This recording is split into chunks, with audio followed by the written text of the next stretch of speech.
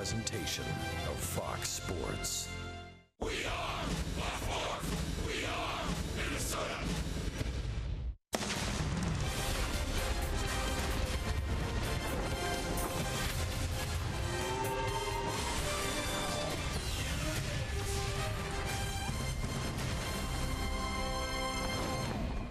The interleague road trip continues for the Minnesota Twins tonight from Nationals Park. The first of three between the Twins and the Washington Nationals. The Nationals playing very good baseball, and the Twins playing better baseball. At least the lineup is producing more runs than it did in the first week and a half. They'll have a challenge in this Nationals series, hitting against a really good pitching staff. The Nationals 11-4 on the year, the second best record in the major leagues to the Chicago Cubs. And we welcome you to Nationals Park. Dick and Bert with you for the opener of this three-game series. The Twins have some young players they hope will be marquee players in the major leagues, guys like Buxton and Sano. Well, they've already faced three very talented and very young players in Major League Baseball. Manny Machado of the Orioles, Mike Trout of the Los Angeles Angels, and maybe the best of them all, Bryce Harper. Bryce Harper, the National League MVP last year for the Washington Nationals. Yeah, he had a great year, 42 home runs last year, drove in just under 100 runs, but this year off to almost a better start. 22 runs batted in, the most in baseball. And how do you pitch this guy? Well, very carefully, of course. You can't let this guy beat you because this guy uses the whole field. Not only the 8 home runs and the 22 runs batted in, also a plus 300 batting average. And so the Twins open up a series with the Nationals, hoping to build a winning streak on the road.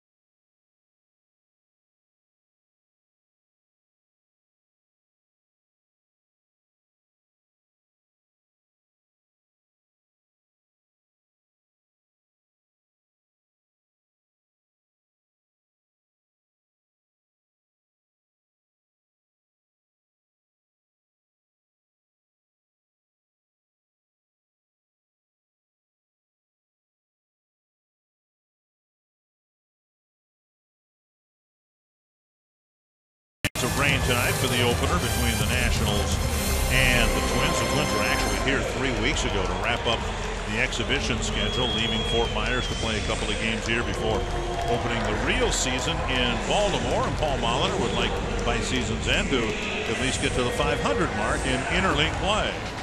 The Menards batting order for the Twins, again minus Young Ho Park. There is no DH in these games in National League Park, so it'll be Nunez, Dozier and Mauer, Sano, Rosario and Escobar, Suzuki, Gibson hitting 8th, and Byron Buxton hitting 9th. And the lineup feeling, they are going to be facing Gio Gonzalez, making just his 3rd start. He was kind of pushed back a little bit at the beginning of the year. The whole idea for the Washington Nationals was to put Gonzalez between Strasburg and Max Scherzer, but with rainouts and Scherzer got ill, it took him a little bit while to get out to that mound. But he has had 2 outstanding starts, one against the Braves and then his last start against the Philadelphia Phillies. He's only given up 1 run in 13 innings pitched. Really good Nationals defensive alignment, brought to you by Northland Ford. Only 4 errors on the season. Veteran Jason Worth in left, Michael Taylor in center, Bryce Harper in right, Rendon, Espinoza, Murphy, Zimmerman the infielders, and Jose Lobaton has been kind of Gonzalez's personal catcher. Will do the catching tonight.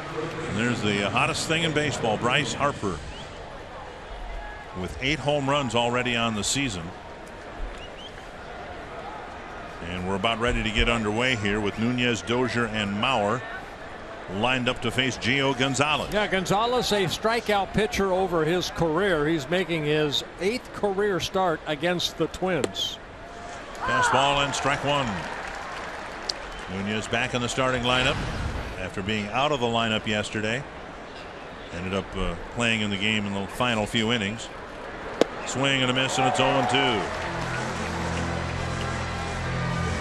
Gonzalez with a good fastball, curveball, and a changeup. Chad Fairchild with the plate. The crew chief is Jim Joyce, Toby Basner, and James Hoye. Round out the crew. Just missed inside.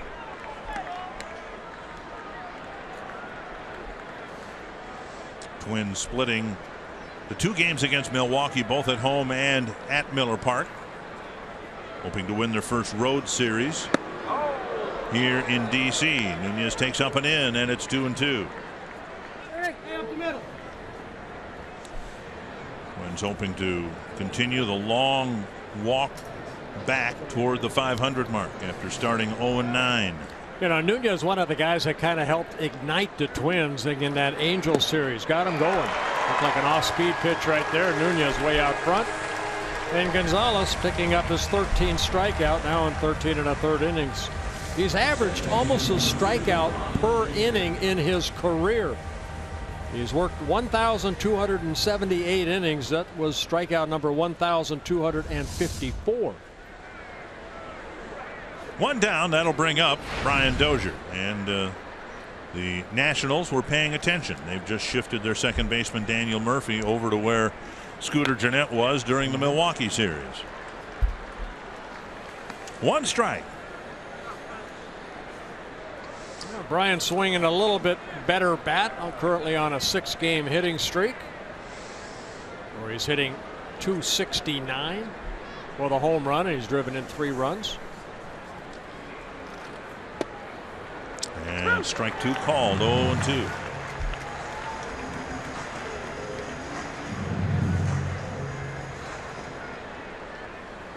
Gonzalez in his career against the Twins in 7 starts, 2 wins, 3 losses, an ERA at 7. But the earned run average basically high because of the first time 2 times he faced him when he was with the Oakland A's. Gave up 18 runs in 5 innings in 2 separate games. 1-2. And Dozier strikes out. He's a little better pitcher now.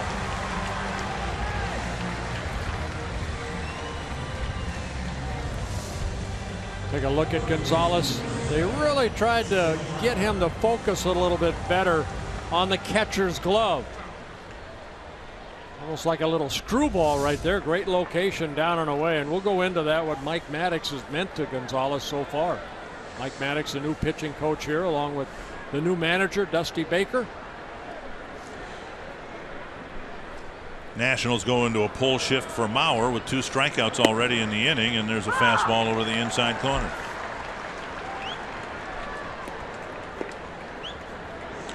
Joe had a good series at Miller Park. Got on base a lot, only a couple of hits, but a lot of walks. Now, Mauer has faced Gonzalez the most. 17 times. He has 5 hits and a couple home runs against Gonzalez.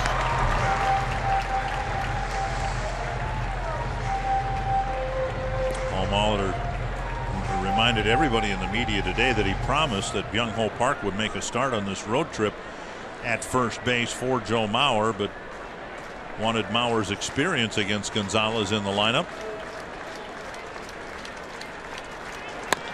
Bouncer right side, and Murphy has an easy play, and Gonzalez has a 1-2-3 first inning.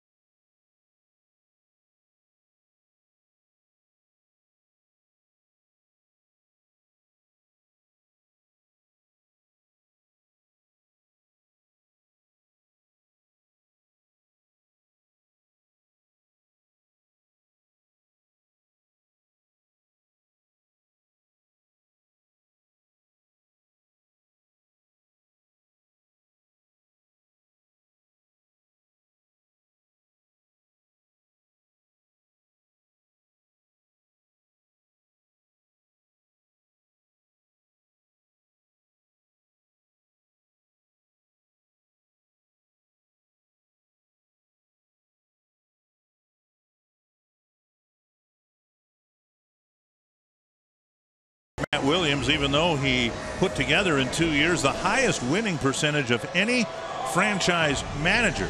Then it looked for a while like they were going to hire Bud Black. That didn't work out, and so they brought back veteran Dusty Baker. And the Menards lineup for the Washington Nationals. Michael Taylor will lead things off. Then Anthony Rendon, Bryce Harper, Ryan Zimmerman, Daniel Murphy, Jason Worth, Danny Espinosa, Jose Lobaton, and then the pitcher Gio Gonzalez. And Kyle Gibson on the mound looking for his first win. This is his 4th start, his first career start against the Washington Nationals. Michael Taylor playing for the injured Ben Revere.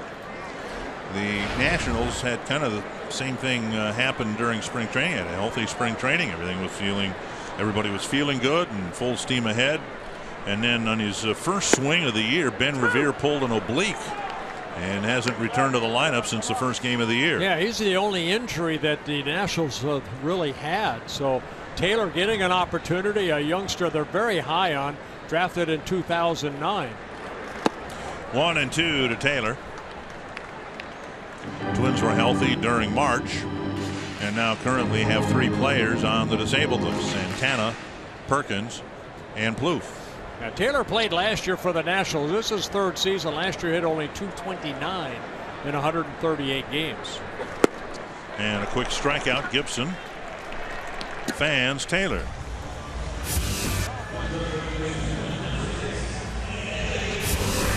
Northland Ford defense for the Twins. Rosario, Buxton, and Sano across the outfield. Nunez in at third. Escobar, Dozier up the middle. Mauer behind the plate. And Mauer rather at first base, and Kurt Suzuki back behind the plate. You know, anytime that you face a team for the first time, you saw Gibson right there. Usually he worked in, he worked away, ended up getting a strikeout away. It's to your advantage to get ahead in the count. First pitch so important. Deep to the right field corner, chased by Sano, but a foul ball. 1 strike. Gibson with less than sharp outings in his first 2 starts, but a much better outing his last time out. Yeah, 7 good innings against the Angels at home. He gave up only 2 runs, did give up a home run. Couple walks, 4 strikeouts. Big thing for Kyle is attack the strike zone. 10 walks in 7, now 18 innings pitched, and he's been doing that so far. 94-mile-per-hour fastball clock here, right on the outside corner. I'm sure I'm sure the Nationals looked at video of Kyle Gibson, but it's nothing like facing him, and that's why it's important to work ahead in the count. Grounded right side and through. On an 0-2 pitch, Rondon grounds a single to right, and that'll get Harper to the plate with a man aboard.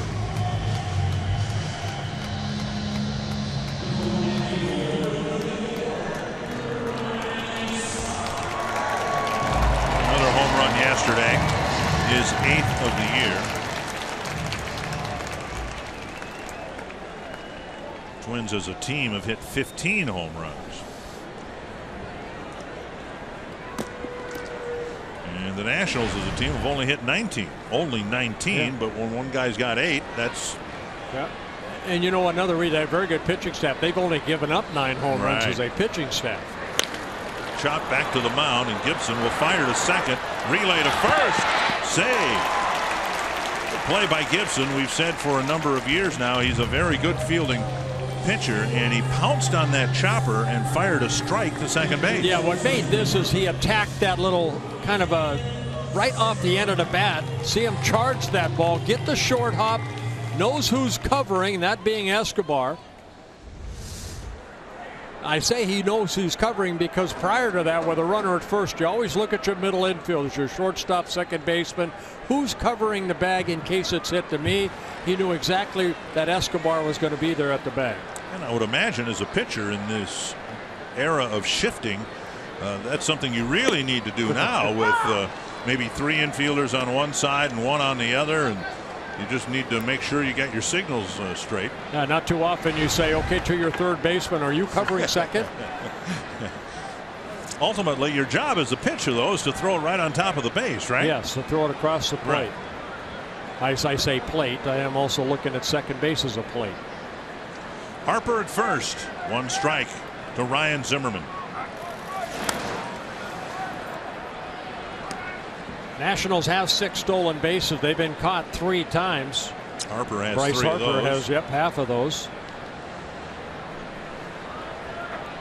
Gibson pretty good as far as holding on runners. Pretty quick home. He'll utilize that slide step. And down low, 1-1.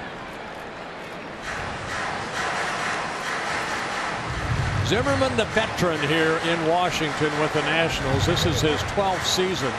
He was a #1 pick, 4th overall in the 2005 draft for the Nationals.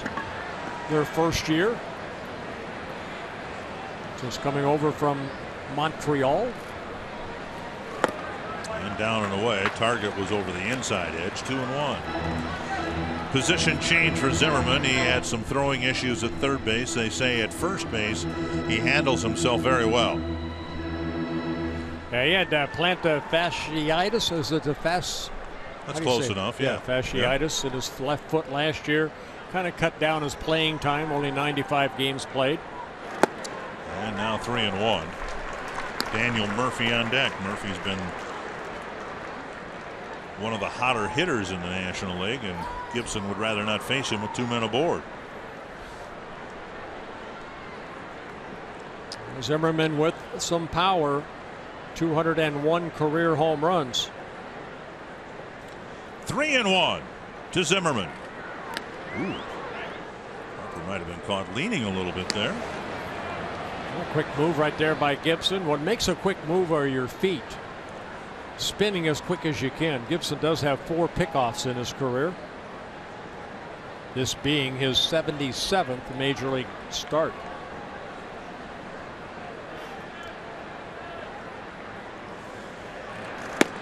And a walk now, putting runners at first and second with 2 away. And that's kind of been the issue for Kyle this year. That's 11 walks. Now, one of them intentionally, but just too many walks.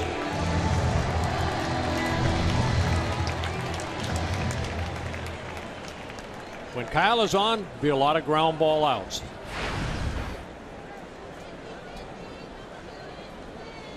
Murphy signed in the offseason after an incredible postseason with the New York Mets, and he's picked up right where he left off offensively, hitting over 400. And now ball 1 to Murphy.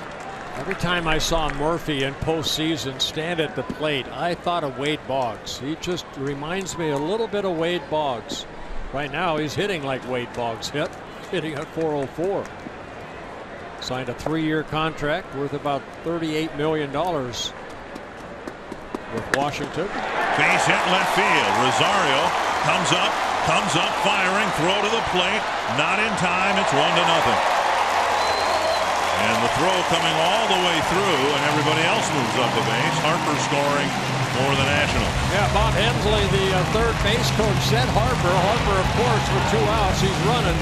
A good throw at home. May have been able to get Harper at home, but the throw on the infield side. As Murphy hit this ball pretty sharply the other way, and he continues to swing a hot bat, picking up his 9th RBI. But you can see good throw to Suzuki.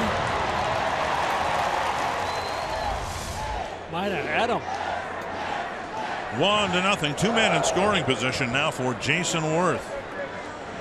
Worth had a poor spring training, and he hasn't hit much since the regular season began, but he does have 7 runs batted in.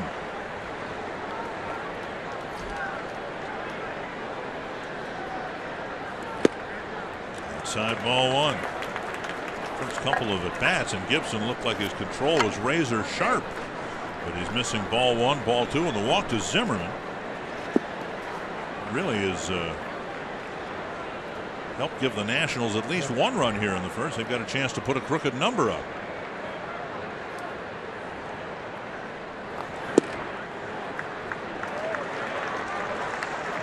Two and 0. Look up on the board now, and Gibson's thrown 17 pitches and only 9 strikes.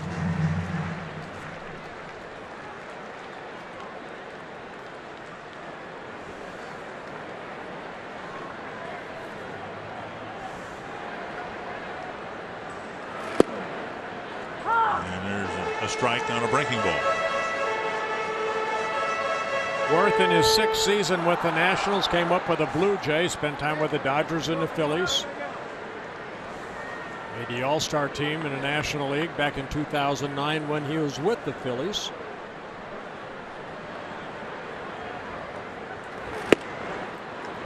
Three and 1.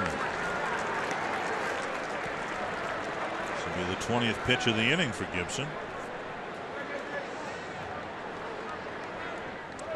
Struck out Taylor, got ahead of Rondon 0-2, then gave up the base hit. And he's had to pitch from the stretch ever since and hasn't been very sharp.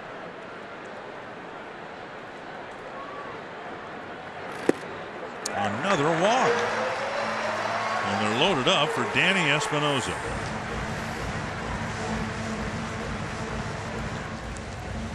And Suzuki trying to get Gibson redirected back into the strike zone. And his opening day start, that was his 2nd game of the season in Baltimore. He walked 5 in 5 innings, and in 3 against the White Sox, only 2 against the Angels. But here he's walked 2 already. You can see his 3 starts and the walks, 5 of them on a cool evening in Baltimore.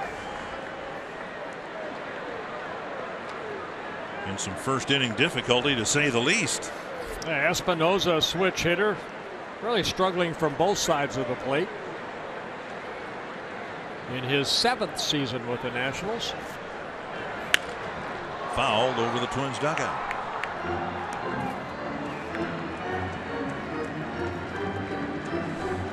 Espinosa, 28 years old, signed by the Nationals in 2008. Out of Cal State Fullerton, and Southern California.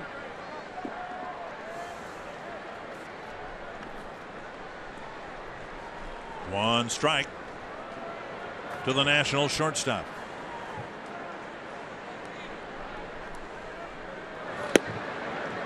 Called strike over the inside corner.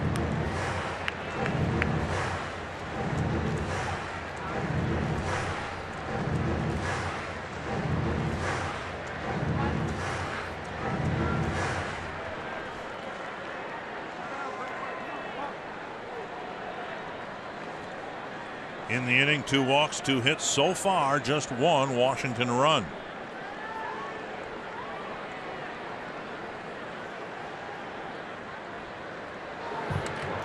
And it hit him, and it's 2-0. On an 0-2 pitch, Espinosa's plunked, and Zimmerman trots in from third. Oh, with that hit by pitch, Espinosa gets credited for an RBI, his 4th of the year.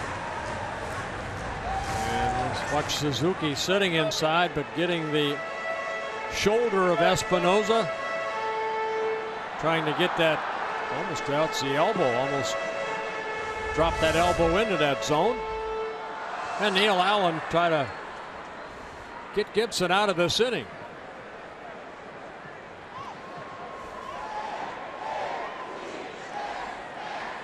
I'm sure that one of the things Neil Allen trying to impress upon Gibson, not just for Bryce Harper, but for all these national hitters, is to pitch up and in. But you kind of got to pick your spots too, because with the bases loaded, there's no margin for error. Well, I think they're trying to run that 2-seamer back over the plate inside, but Espinosa, you could see, looking at the bruise right there, kind of stuck that arm out there.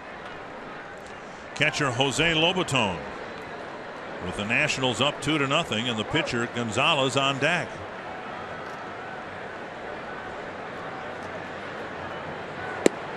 Strike 1.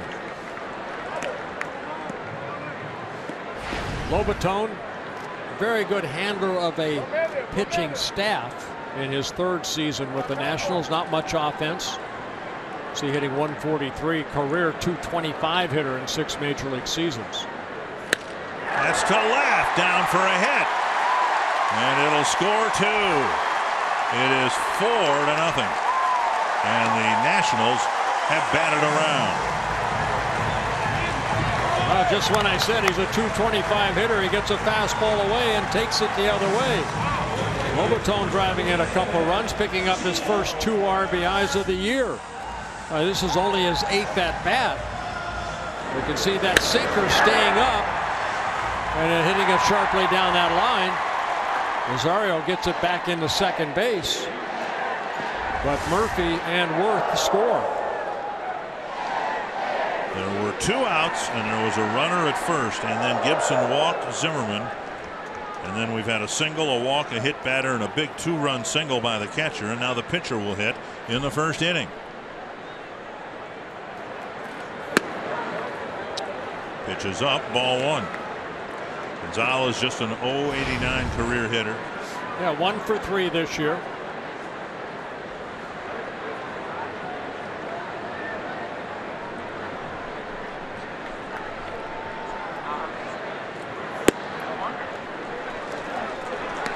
Gibson's all over the place. 2-0.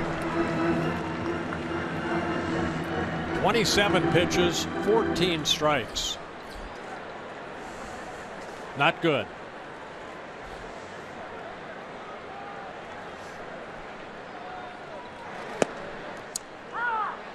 On an 0-2 pitch, Rendon singled, and what really hurt was the 0-2 pitch to Espinosa that hit him in the arm.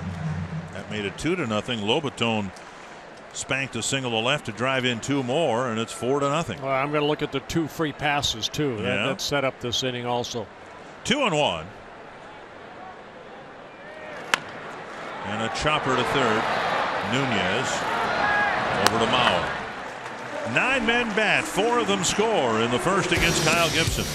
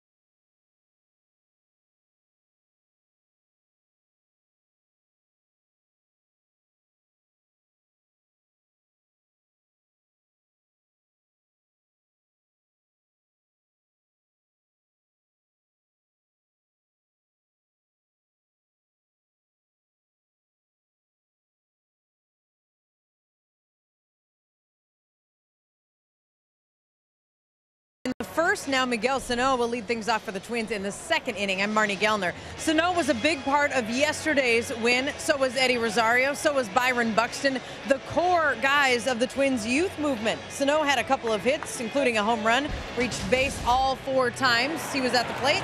Rosario went 4 for 4 with a run scored and an RBI. Buxton had a hit and a walk and a run scored.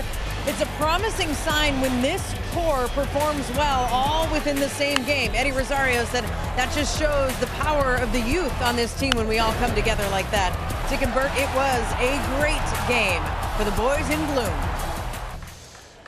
Yeah, it really was, Marnie. Thank you very much. They're going to need that here so far. They're down by 4 runs. So see if these youngsters can help Kyle Gibson and the Twins get back into this ball game.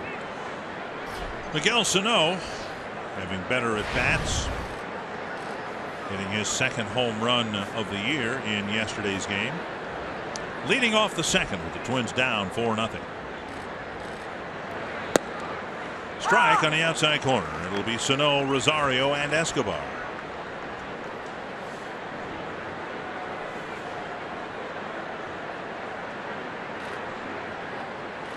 And an off-speed pitch and strike 2.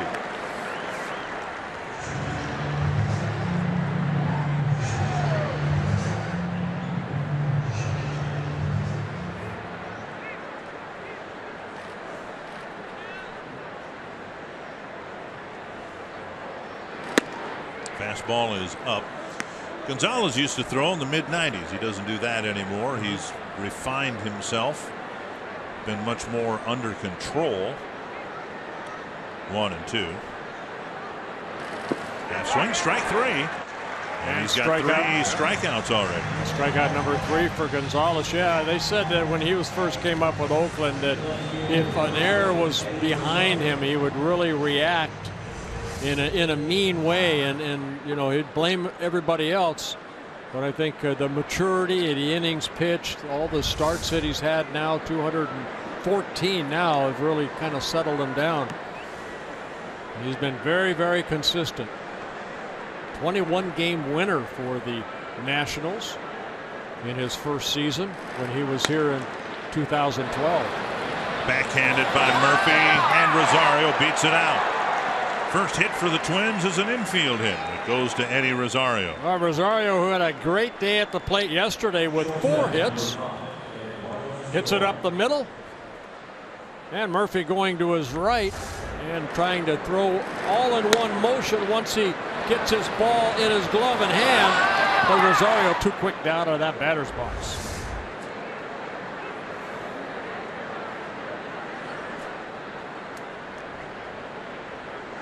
Here's Eduardo Escobar.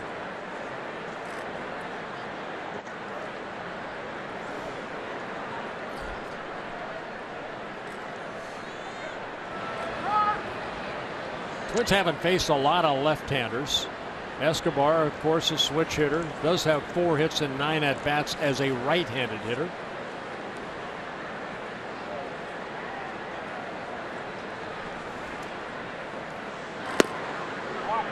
Missing, ball 1.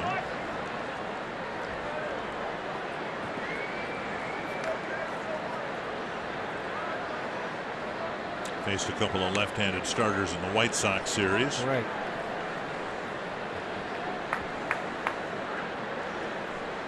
Want to know. Time called again.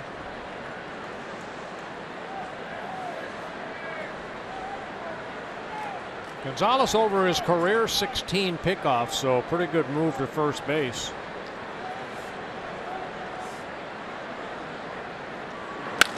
It's hit to left. Worth back. And that's out number 2. Pretty well hit ball for the second out. And tonight's Cold Hard Fact brought to you by Clean, Crisp, Coors Light. Well, the Twins in the first 9 games averaged a run and a half per game. That's not going to get you too many wins, and in this case it didn't get them any wins. And over the last 7 games they're hitting better, scoring runs. The pitching for the most part has been okay. Now you can see hitting at over 300, averaging almost 6 runs a game. Suzuki will hit with Gibson. in the on deck circle.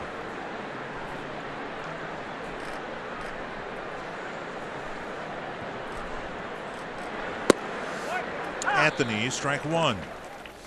Well, Suzuki was a Washington National for a couple seasons, 2012 when he was traded over from Oakland, and then part of 2013 when he was traded back to Oakland. Nationals needed him because Wilson Ramos was hurt. And Suzuki caught Gonzalez when they were teammates in Oakland. 1-1. So he should know what he likes to throw.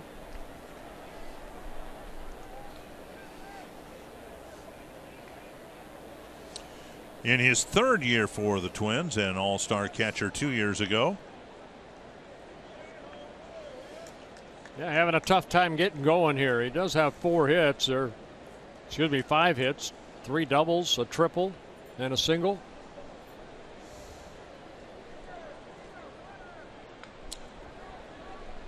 Chopper foul. 1-2.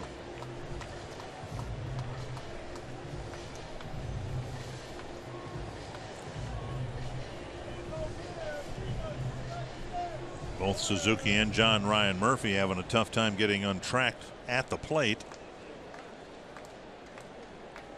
Twins have some speed at first in Rosario. Suzuki trying to drive him in. Now, Twins have 10 stolen bases. They've been caught 4 times. Rosario, 2 of the 10 stolen bases.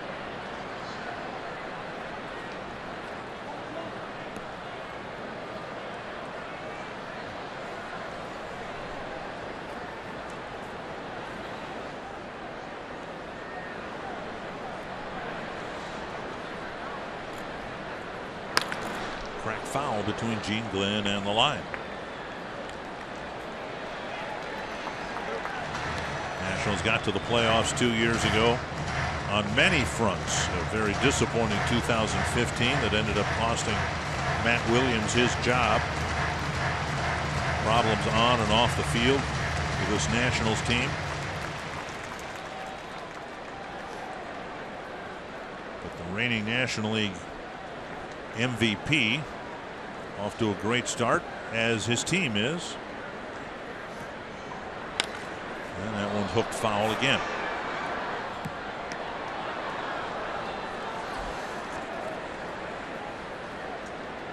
Nationals leading the Mets by 3.5 games.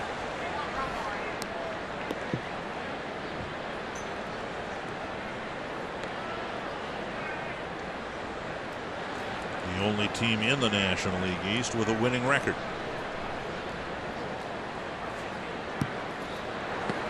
And Suzuki takes 2-2. Well, I think it'll be a race between those 2 teams too as the summer goes on. You look at Philly, Miami, and Atlanta, the other 3 teams in that division, kind of all in a rebuilding mode. There's Jock Jones right there, Mike Maddox. Jock Jones, former Twin, of course, talking to Dusty Baker. There goes Rosario, swing and a miss. Suzuki strikes out, and Gonzalez has a pair of strikeouts in each of the first 2 innings.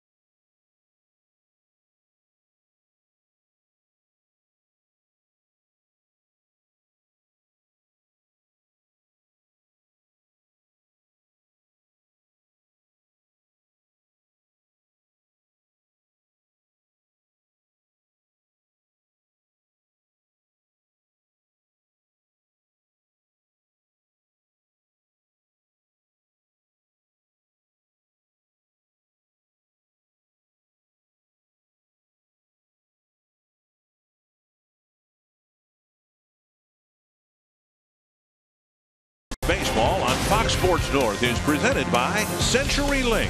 Switch to CenturyLink Prism TV for an advanced TV experience. Learn more at cprismtv.com.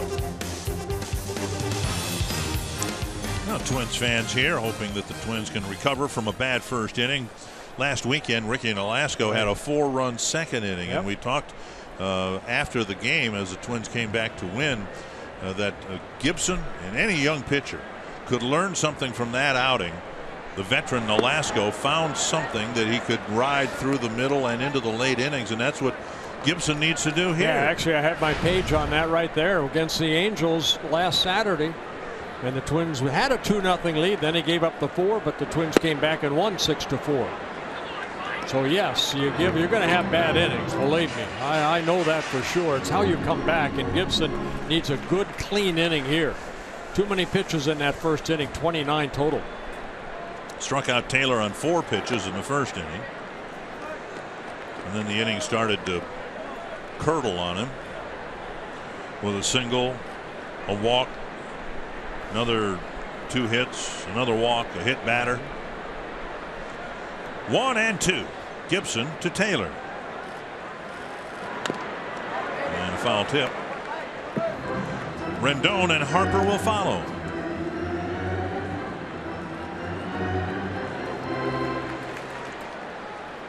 Gibson, 28 years old. This is his 4th season with the Twins. And now 2-2. Having a tough time clipping that corner down and away.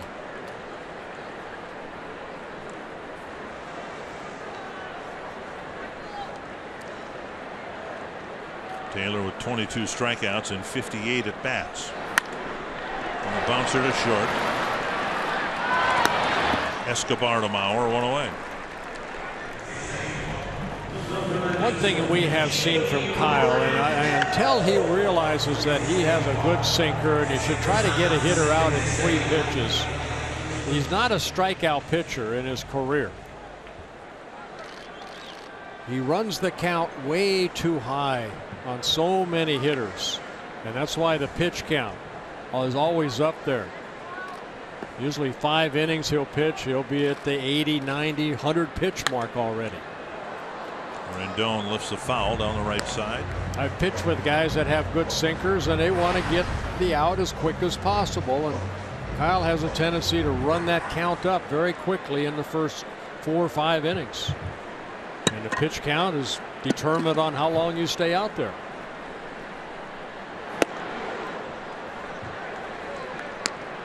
One and one.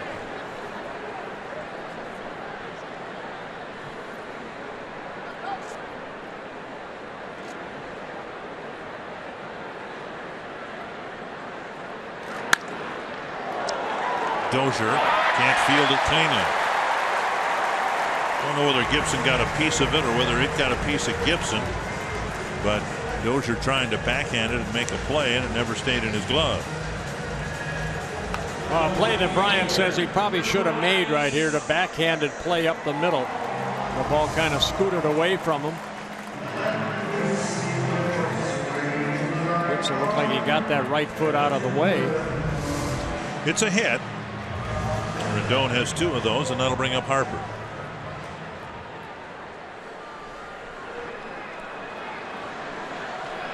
Harper reached on a fielder's choice after hitting a comebacker to Gibson.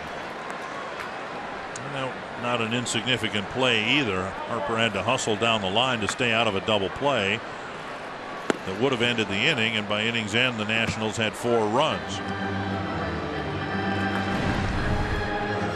Toyota key stat. Harper with his 100th birthday, 100th home run, when he was 23 years and 181 days. Yeah, on his birthday, a grand slam at that.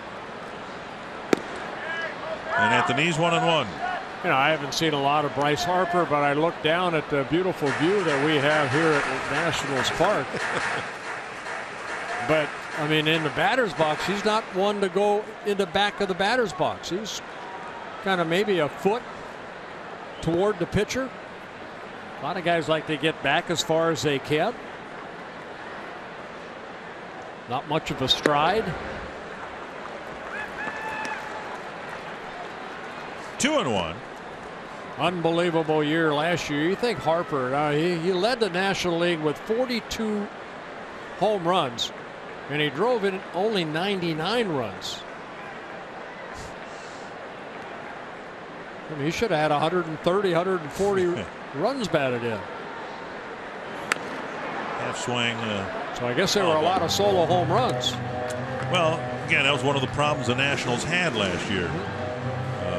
Denard Span, who was their leadoff guy here for a good part of his tenure here, he was hurt. Yeah, Harper not only hit the 42 home runs, he hit 330 last year, almost won the batting title. 38 doubles. 2-2.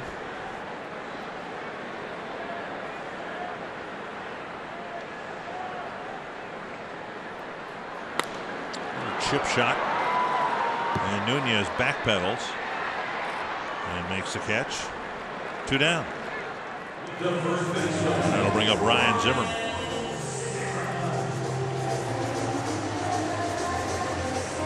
Zimmerman drew a walk. And then the Nationals got a couple of clutch hits. Bases loaded hit batter, and by inning's end, as we said, Nationals had a 4-0 lead.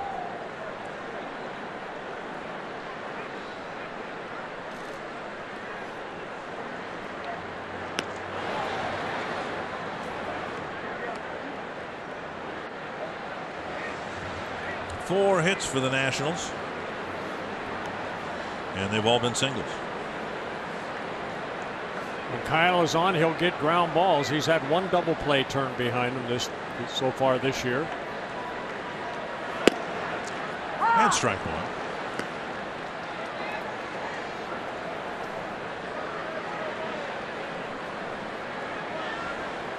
The 11-4 mark for the Nationals matches their best start ever after 15 games.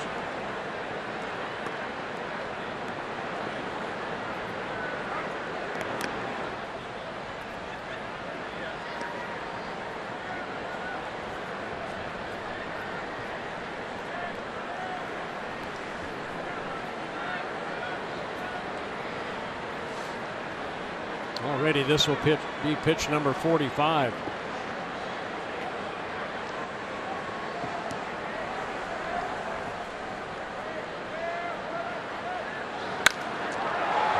Right field line and deep. Sano to the corner makes the catch to end the inning.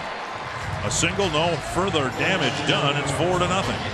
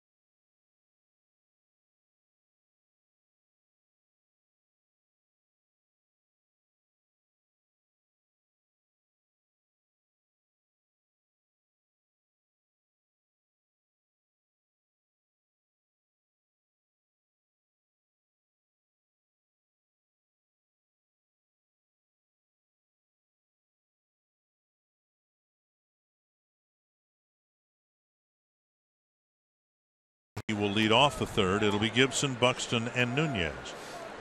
Yeah, Kyle is a hitter, 2 hits in 9 at-bats. Both of them singles.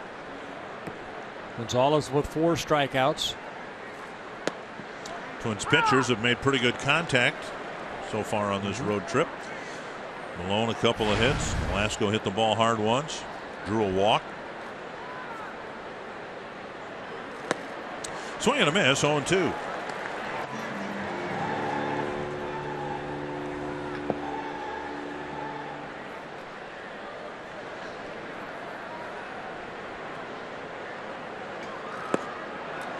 And strikeout number 5.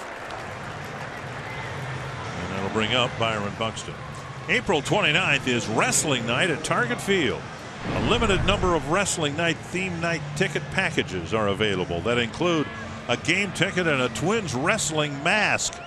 A VIP package is available that includes a private meet and greet opportunity with 4 legendary professional wrestlers.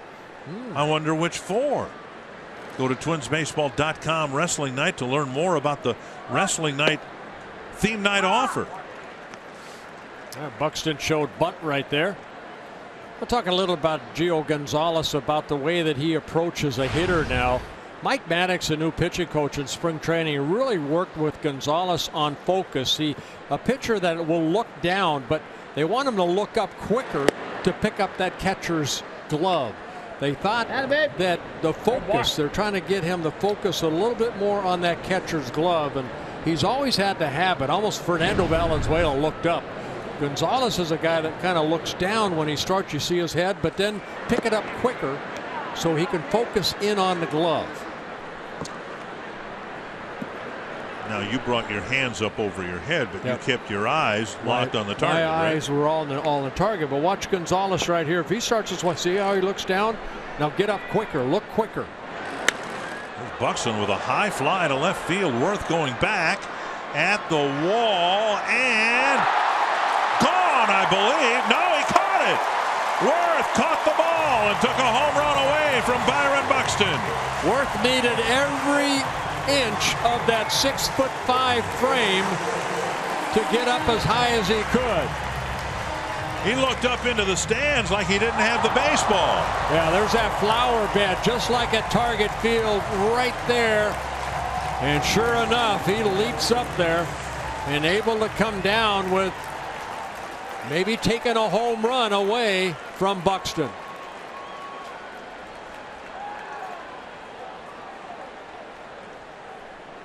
Very nice catch by Worth. 2 down, and now Nunez. Ball 1. Nunez went down swinging his first time up.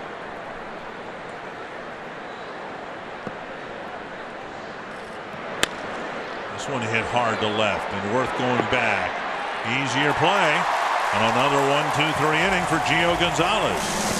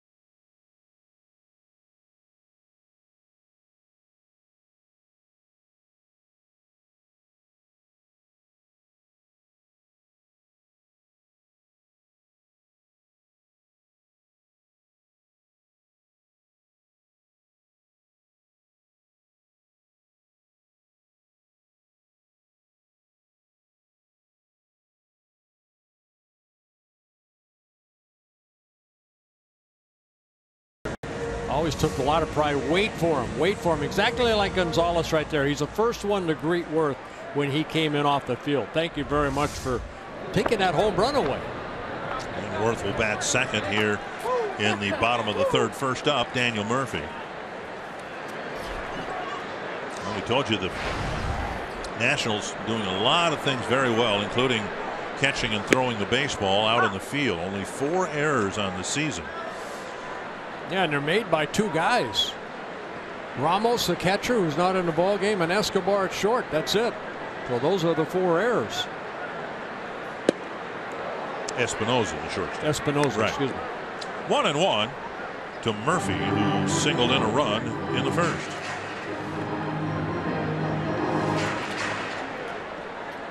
Yeah, Murphy, 7 seasons with the Mets. A .288 hitter. Now hitting over 400.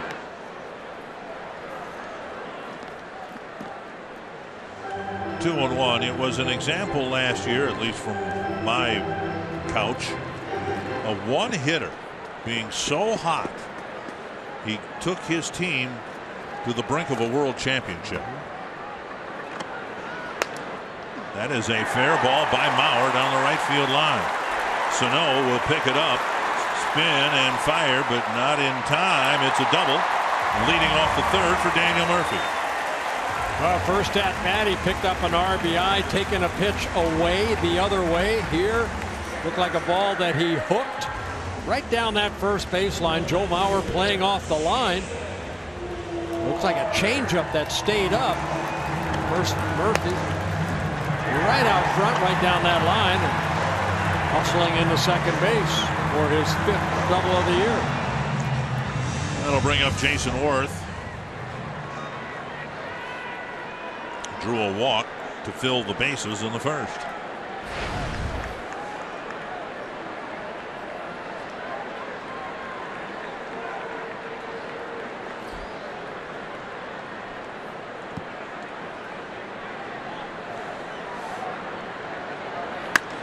That's to right center field, and Sano makes a lunging catch, and on one leg he fires a throw back to the infield. Sano made the catch. He didn't run a direct route to the ball. And moving up to third base is Murphy. Well, he's saying right there, may have gotten into the lights, but still a shoestring type catch, and credit Murphy for tagging up at second. Ball looked like it might go in the gap. Murphy goes, you can see, going right back to the bag to tag up. And he almost picked that ball off the ground, and Murphy slides into third safely. Espinosa, the batter, he was hit with the bases loaded on an 0-2 pitch. Twins will bring the infield in here with one down.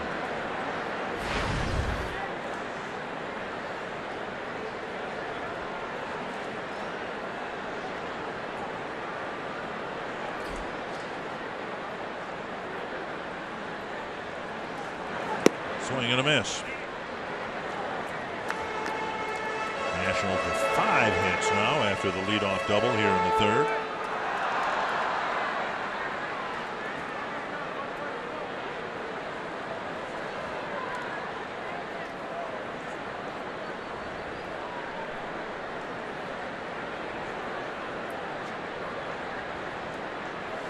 Gibson with 1 strikeout in the ball game. It was Taylor leading off the bottom of the first hitter. Swing and a miss, 2 strikes. Good breaking ball there. I mentioned Gibson is not a strikeout pitcher, but it is nice to have something in your arsenal for a situation like this. You got a light hitting batter up there. You have him 0-2, and this is where you want to be able to strike him out, so the infield can go back to normal depth. Boy, he just had a terrible swing on that slider right there. You almost have to go back with it again. Trust your catcher too if you throw it in the dirt. And it's ripped into right center field for an RBI. He left it up. You just threw a nasty slider and you want to come back with it and you want to bury it just on the other side of home plate, and he left it up and allows Espinosa picking up another RBI, this time without getting hit. Picks up his 5th RBI of the year. And again, location, location, location.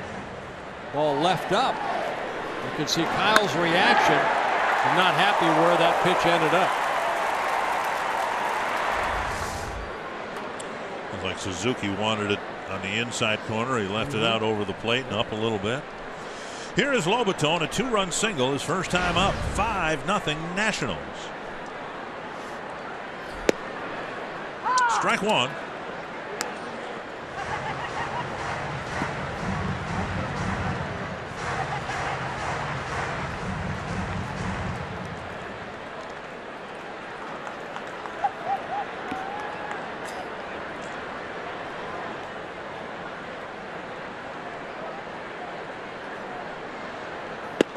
And inside now, 1-1. Gibson 0-2 on the year, and danger of falling to 0-3.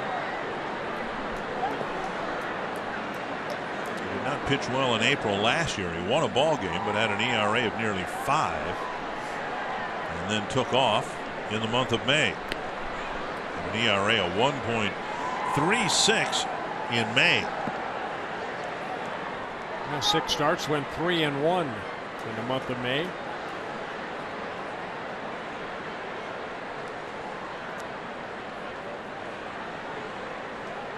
One and one.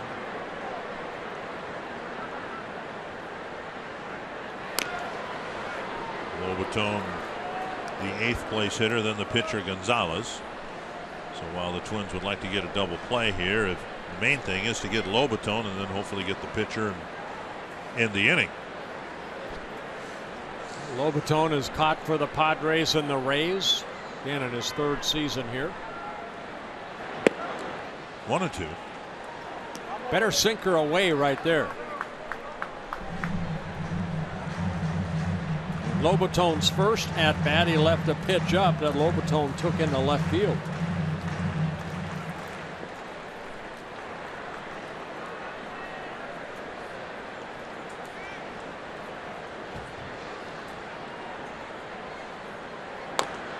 And a chopper foul.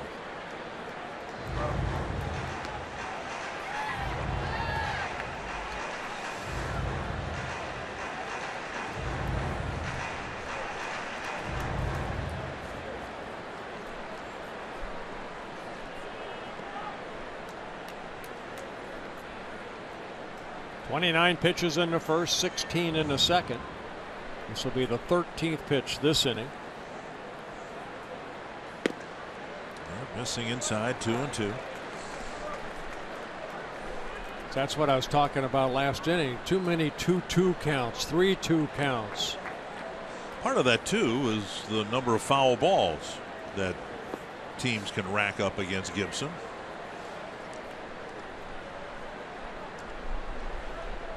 Get this sinker down. Runner goes and the pitch tap foul. Gibson's never had double digits in strikeouts in the big leagues. He's had 9, including a couple of times last year. Struck out the first batter here tonight and hasn't struck out anybody since.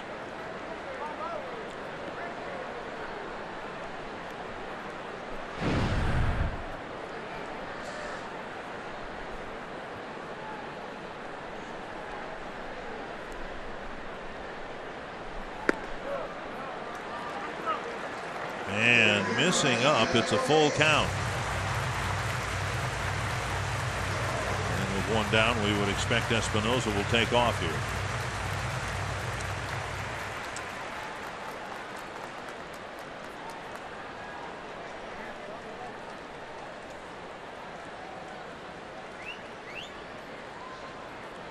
He does not go, and the pitch hit to right center and deep. And Buxton won't get there. One hops the wall and dies at the wall. Another run will score. Throw to third is might have been in time, but Nunez couldn't hang on to it.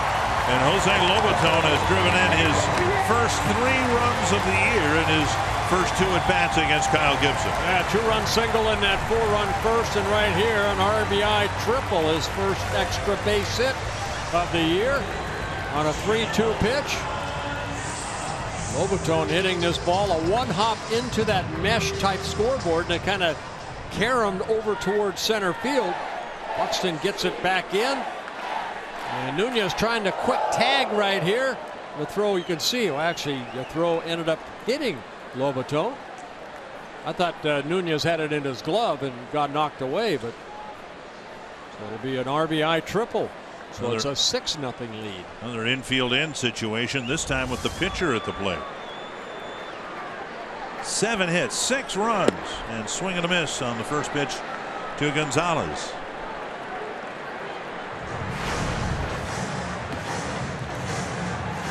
Even the out this inning was a line drive to right center that Sano caught.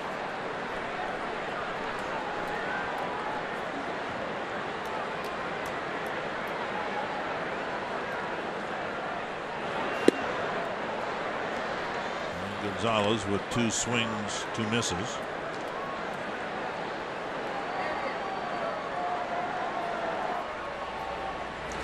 Michael Tonkin getting loose in the Twins bullpen.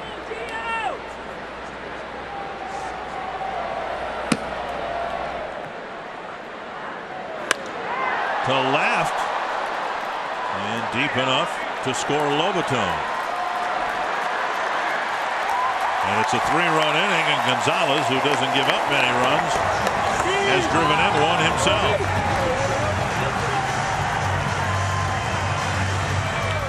A 4-run first and now a 3-run third.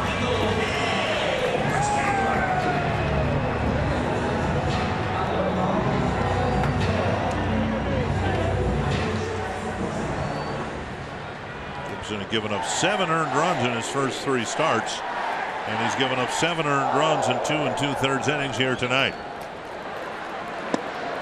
Strike 1 to Michael Taylor.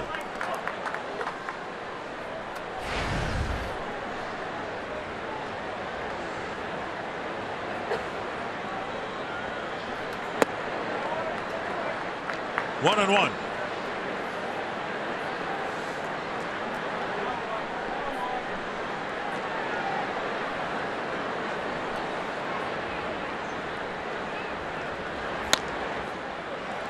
Dribbler toward first, and Mauer to Gibson ends it. Another bad inning for Kyle Gibson as he gives up 3 more. It's 7-0.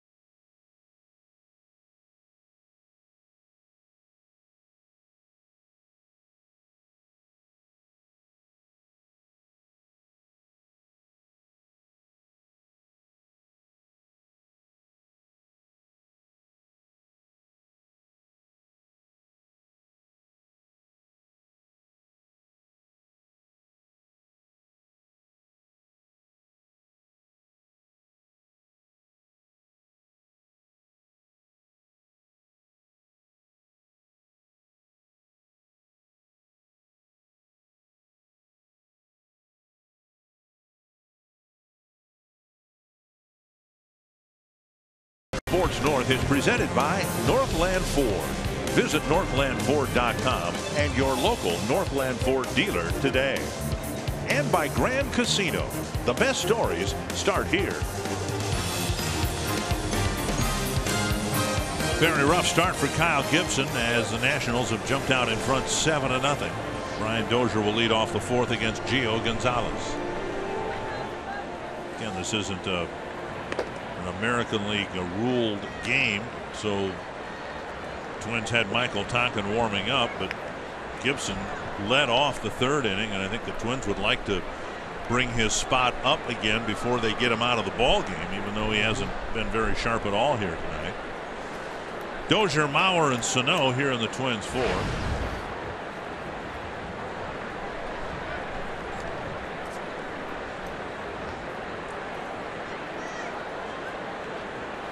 No matter what the scoreboard says, I know the Twins, they still want quality at bats and hopefully get something going themselves against Gonzalez. Outside, ball 1.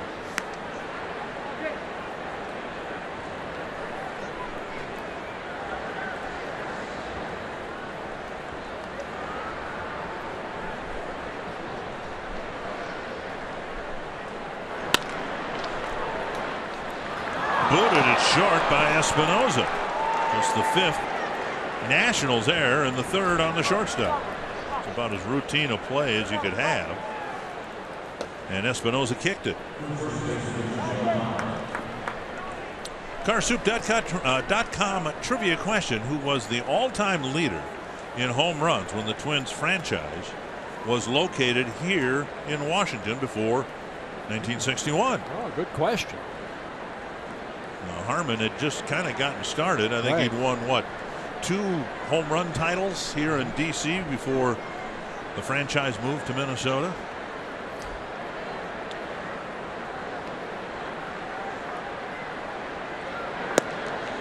I'm going to go with Jim Lemon. Jim was all but done as a player when the team moved from Washington here. I'm trying to think who else. Cecil Travis is one of those borderline Hall of Fame guys, but I don't think he was. Era, Jim Lemon was what, 6'6", 6', something like that. He was a big man back then. 1 strike to Mauer. Bob Allison was the Rookie of the Year winner. Now that ball not handled cleanly by Lobaton, and Dozier goes to second. Yeah, should be a wild pitch right there, charged to Gio Gonzalez. Ball getting away from Lobaton. There's a wild pitch. Bob Allison was the Rookie of the Year winner in 1959, but of course that would mean he just had 2 years of home run hitting here with the Nationals, or with the Senators, I should say. First wild pitch for Gonzalez on the season.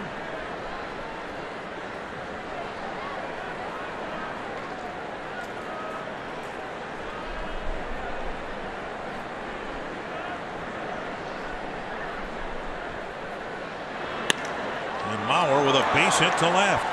Dozier to third. He'll be waved around, and the throw will go to second base. So Mauer with an RBI single. Twins are on the board, and it's 7-1. Yeah, good hitting right there by Joe. Picking up an RBI, his 6th of the year. Now leading the club with 6 runs batted in. Fastball away, stayed about belt high, and Joe just went with it. It doesn't make any difference what your name is, whether it's Kyle Gibson or Gio Gonzalez. You leave pitches up, and the result is not going to be very good usually. Here is Sano. Struck out on a check swing to start the 2nd inning.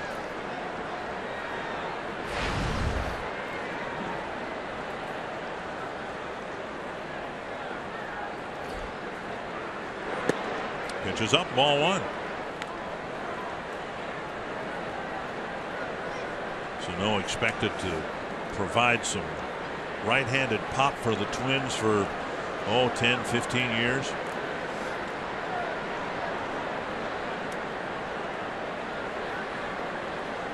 Stunning news today for a young man who played briefly with the Twins, had a great year last year with the Blue Jays. Chris Colabello got hammered with an 80-game suspension for PED use. Right. Found out about it in mid-March, appealed it. The appeal was denied, and Chris Colabello is going to be suspended without pay for half the season. 2-0 to Sano. And now a strike. Well, that's a shame. It really is, because you know he spent so many times in the minor leagues. He spent so much time in independent baseball. Finally getting the opportunity with the Blue Jays. Did well with them last year, but now getting caught with the PEDs. Time called, time called. And Gonzalez spins around on the mound.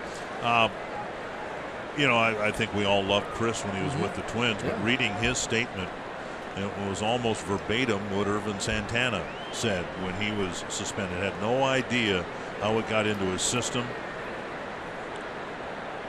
The ball drilled foul. I hope it hit a railing. Yeah, ricocheted off somebody down there. You know, all the cliches that we've heard and read whenever a player gets suspended, they're just absolutely baffled how it happened. Has no idea, you know, what substance. You know, it's almost a cliche now. What? Sano, another check swing, and Sano wants an appeal, but the home plate umpire made the call, and Sano has gone on strikes on his second check swing. And Gonzalez picking up strikeout number 6. Well, that breaking ball down and in, and Sano committed to it. You can see the barrel of the bat went way too far. And Sano saying, no, no, no, please check. Here's Rosario. Well, baseball's doing the best they can to clean up the game. And players today, they know what they can put in their system and what they can't. I like the fact that the first offense is, boom, 80 games. 80 games. Half a season.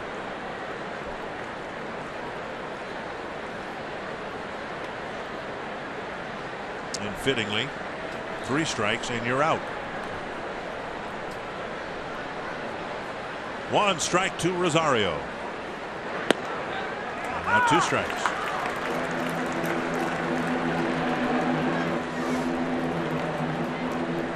The run is an unearned run. And the Twins would like to exploit it for more than 1 run here in the 4th inning. The error to Espinoza.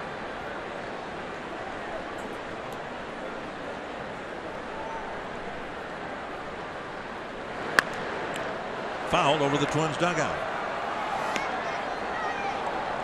I mentioned in his first at bat, 4 hits in yesterday's ball game. That is a career high for young Eddie Rosario, 24 years old.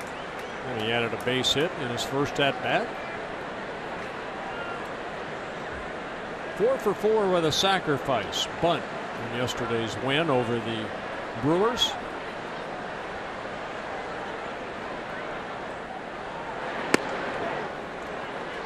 One and 2. The National staff with an ERA of 2.31 coming into play today.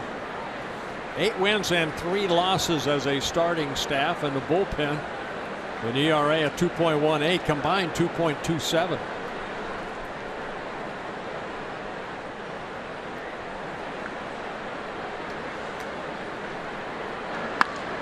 Double play ground. And Rosario beats it out. Bauer forced at second, 2 down, and Rosario will be at first for Escobar.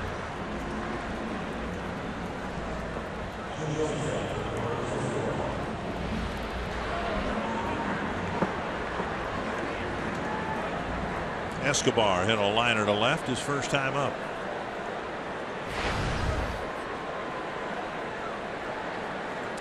Gonzalez looking into the dugout, and I think he wants a tongue depressor or something to clear his spikes. Seems odd to have that request now. I mean, not like it's been raining or anything. In recognition of Earth Day, Fox Sports Supports is proud to team up with Surfrider Foundation in celebration of this month's Every Day is Earth Day initiative. By making simple changes in our daily lives, we can make a big impact on our environment. Go to foxsportsupports.com to learn more about what you can do to be a part of the solution. Yeah, happy Earth Day to everybody. Yes, yes. And it's nice that we are celebrating Earth Day, you and I, about 500 feet above the Earth. Get a great view of it from up here. Yes, we do. Nice view of the top of the Washington Monument.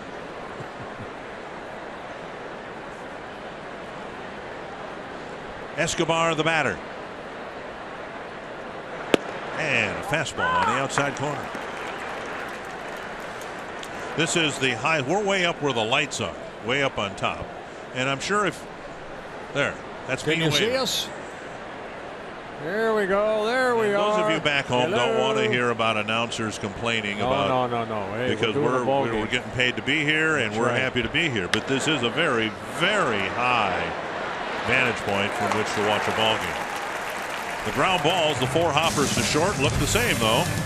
Twins get an unearned run as we bid you goodbye at the end of the 4th inning.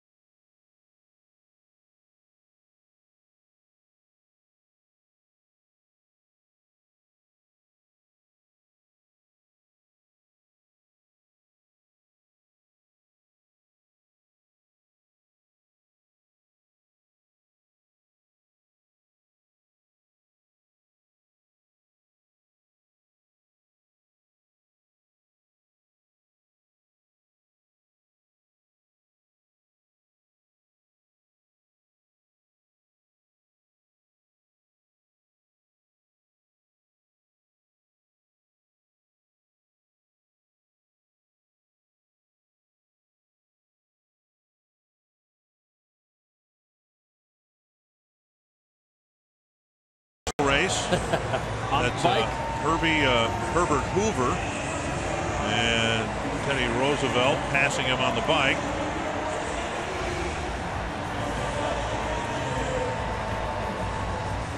And it's almost cheating. Yeah.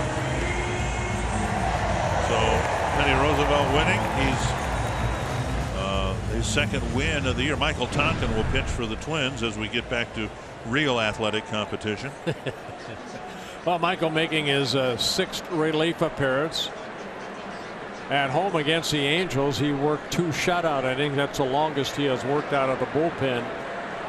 But the pitcher's spot is due 2nd next inning. So we'll see what Paul Molitor this inning. Maybe another one. Maybe he'll get an at bat. Strike 1 to Rendon. Harper and Zimmerman will follow. 7 runs, 7 hits for the Nationals, and Bryce Harper's 0 for 2.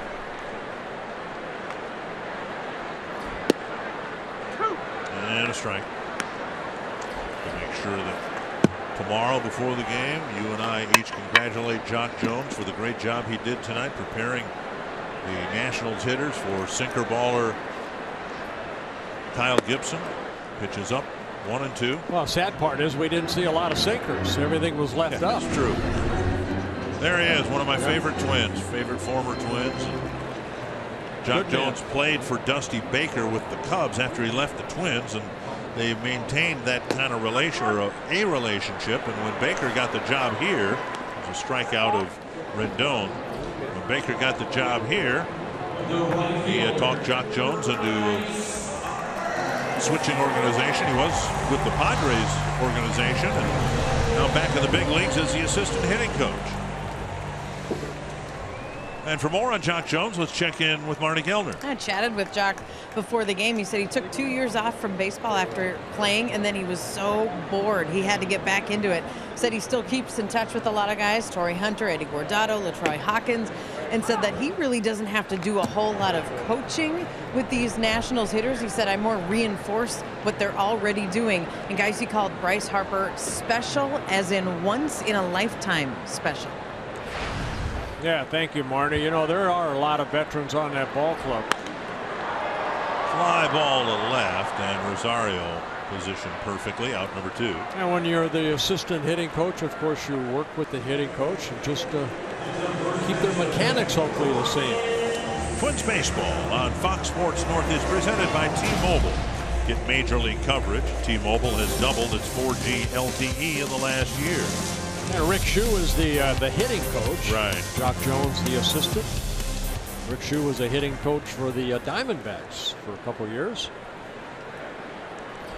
Talked to Paul Molitor and asked him about his experience being the hitting coach with the Seattle Mariners, with a largely veteran team, including Ichiro Suzuki, who was on his own program. I mean, it's a frustrating thing because Paul was fundamentally one of the better hitters I've ever seen, right? He hit the ball where it was pitched, and he turned on it for power. It was a very, I've used this word such before. Quick hands. Quick hands. Yeah.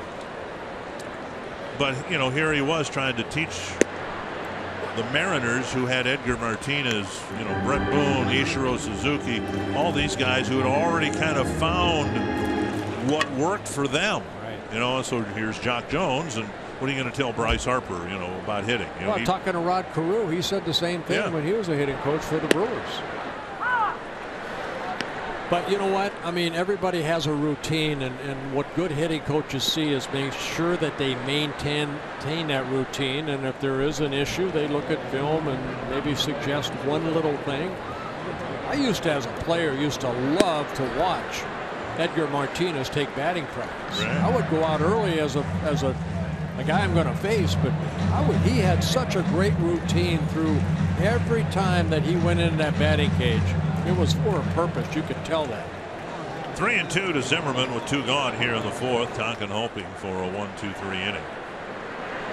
And fouled away. In Harper's case, he's got his own program, and it does not include taking batting practice on the field.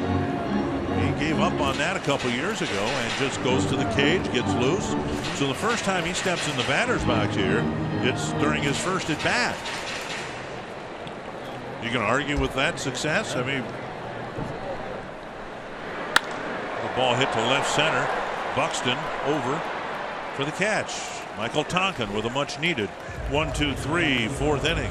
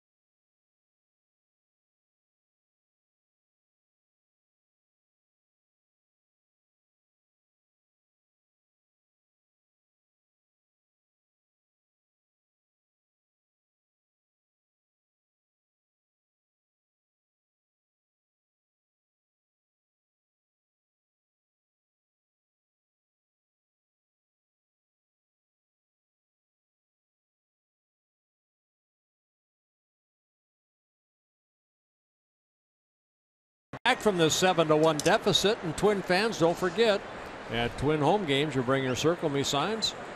And if you get circled, you might find yourself in the Minnesota Lottery Winner Circle, where you could win $100 worth of lottery scratch-off tickets, courtesy of the Minnesota Lottery. Kurt Suzuki leads off the 5th for the Twins, down and away, ball 1. Suzuki, Tompkins in the on deck circle, and then Byron Buxton.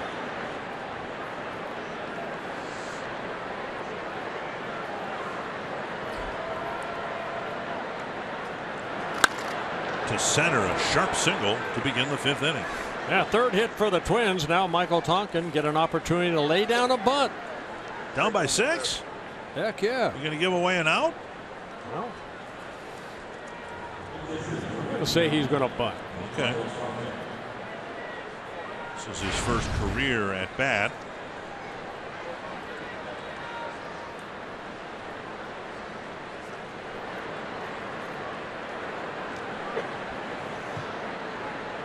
He's squaring already. Taking low, ball 1.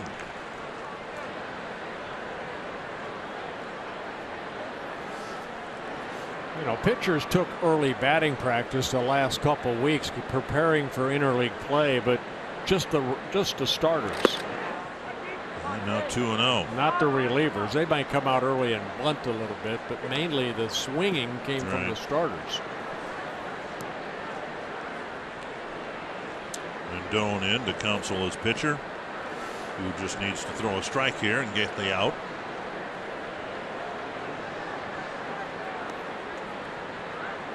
Turn him loose. Just let him swing away. Scoring around early.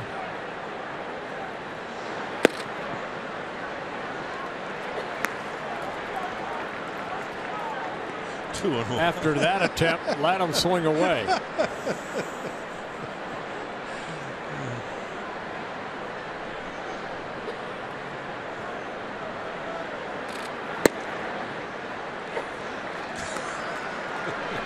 Two and 2. That's it. It's a lost start.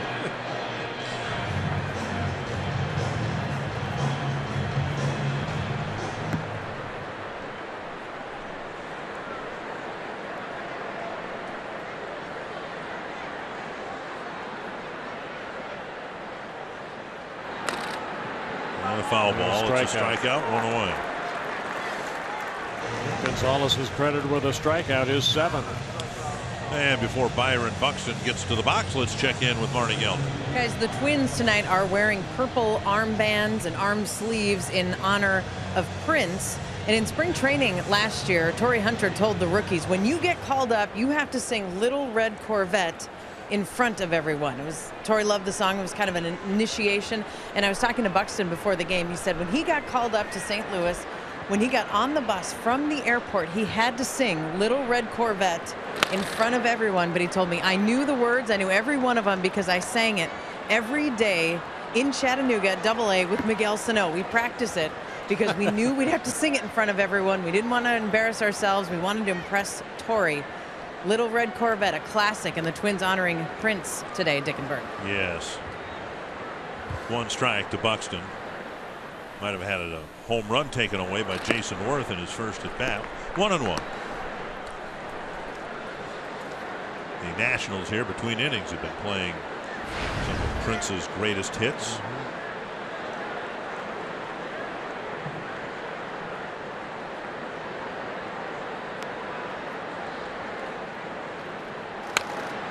Foul back. Incredible national media coverage of the tragic death of Prince yesterday.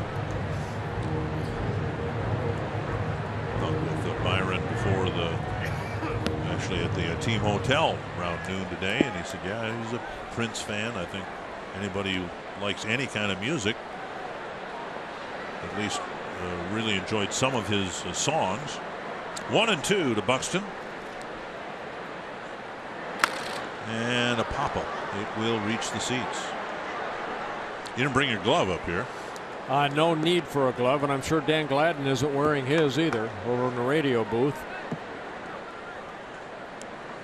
1-2. Buxton hit the ball hard. It's hard to figure, but Buxton has really struggled against left-handed pitchers. Hitting just 120 against lefties. Now his average against right-handers isn't all that great either, but and a called 3rd strike, 2 down. Well, they went inside. And strikeout number 8. Target Field suites are available for single game rental for groups of 16 to 150 plus. You can enjoy a climate controlled experience and a fantastic view of the Twins game with food and beverage included. Learn more at twinsbaseball.com/groups or call 800-33-TWINS to schedule your suite at Target Field. 2 down, and now Eduardo Nunez.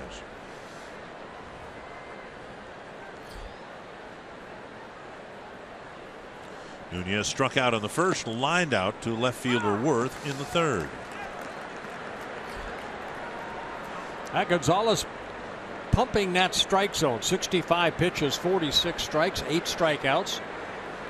2 times in his career he has struck out 12 in a ball game. Did it once last year in September in Philadelphia. Struck out 12. High pop up right center field. Harper coming in to end the inning. A leadoff single, but Suzuki left at first. It's still 7-1.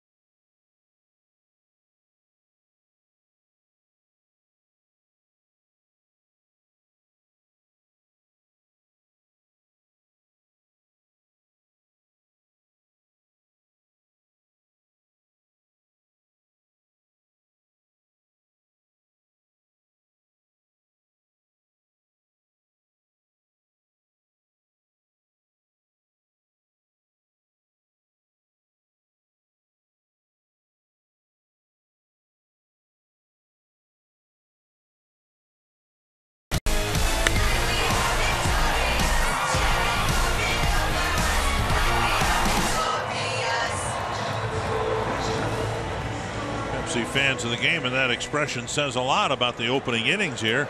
The Nationals getting 4 runs in the first, 3 more in the third. They knocked out Kyle Gibson, and we head to the bottom of the 5th inning with the Twins down 7-1. Michael Tonkin in his 2nd inning of relief. A 1-2-3, bottom of the 4th.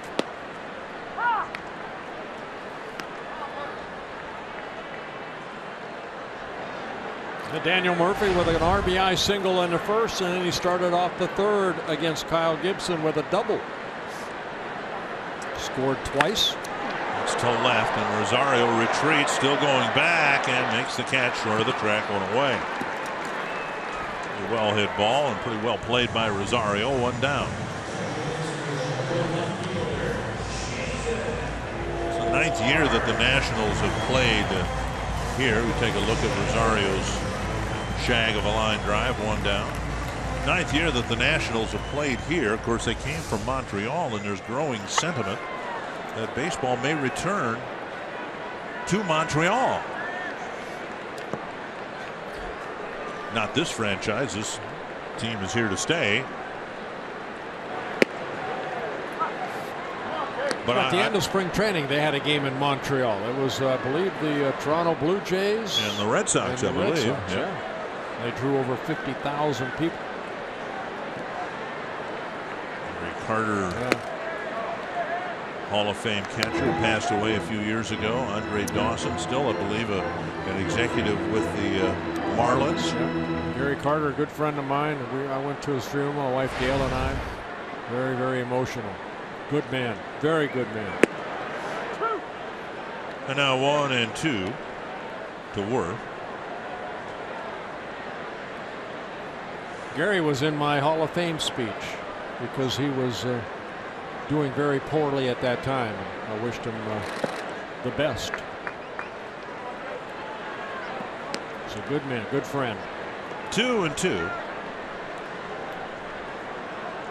Anyway, there's interest in Montreal to do whatever it would take, including build a new ballpark. And the ball hit to left, and Rosario retreating for this one, but he won't get it. It's gone over near the Twins bullpen. Worth hitting his 3rd home run of the year. Yeah, 3 days ago, Worth hit his 200th career home run. That in Miami, and here he hits his 201st home run, his 3rd of the year.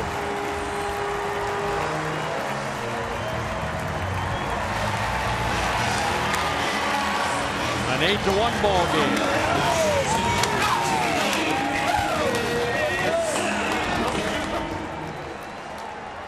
Talking giving up his 1st run of the year, and it's off the bat of Jason Worth.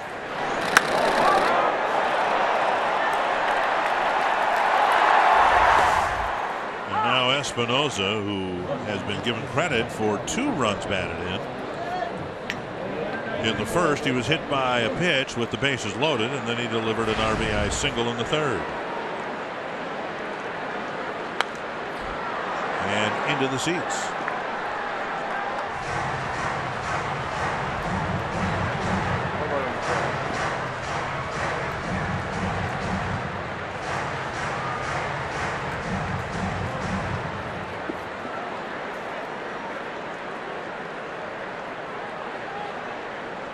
Two strikes to the National shortstop, and a ball fouled back to the screen.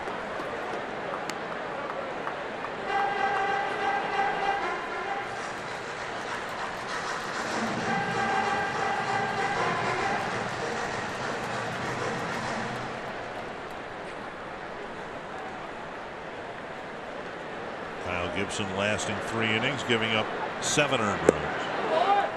The slider from Tonkin missing, and it's 1-2.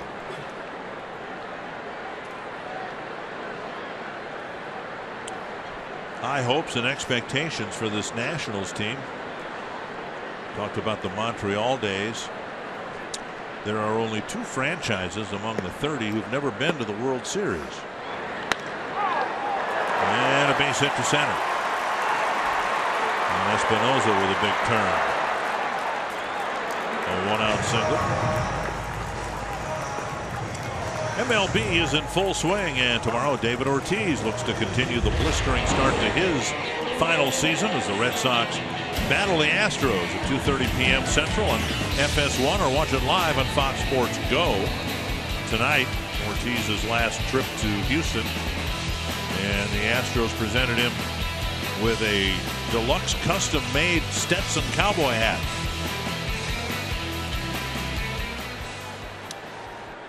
I can't picture David Ortiz in a cowboy hat. No, I'd like to see him on a horse. 1 strike to Lobaton, who's driven in 3 runs.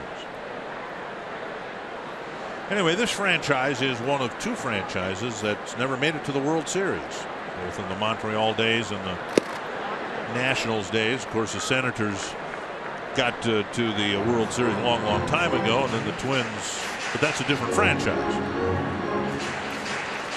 And the second Senators team moved to Texas, and they got to the World Series. Yeah, it was with owner Bob Short. The second Washington Senators team, right. 2-1. And the other one is the Seattle Mariners.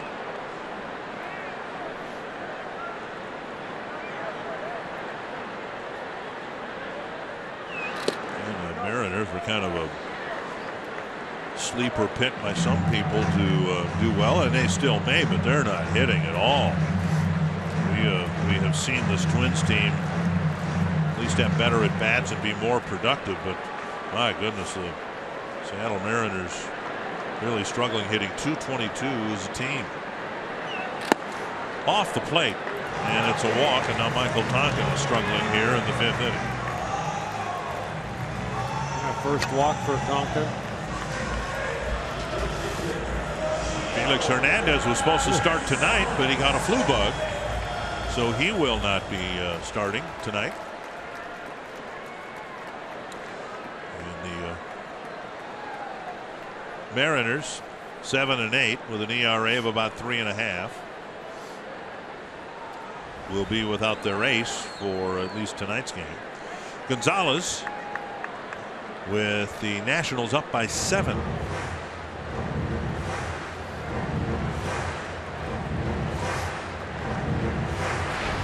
Gonzalez drove in a run with a fly ball. Yeah, I don't think he will be bunting here. Twins are not playing for one here. And he is. Lays down a bunt, and Tonkin wheels. Nobody there because Nunez was coming in to maybe field the bunt. Espinosa to third, Lobaton to second. Well, they do advance the runners. So second sacrifice for Gonzalez, squaring around. Tonkin looked at third, but still has plenty of time to throw to Dozier. Excuse me, Mauer stayed back at first to get the out. 2 down. And the batter's Michael Taylor, 0 for 3, a strikeout and 2 ground balls. Swing and a miss. And the Nationals have seen him do an awful lot of that. Swing and miss.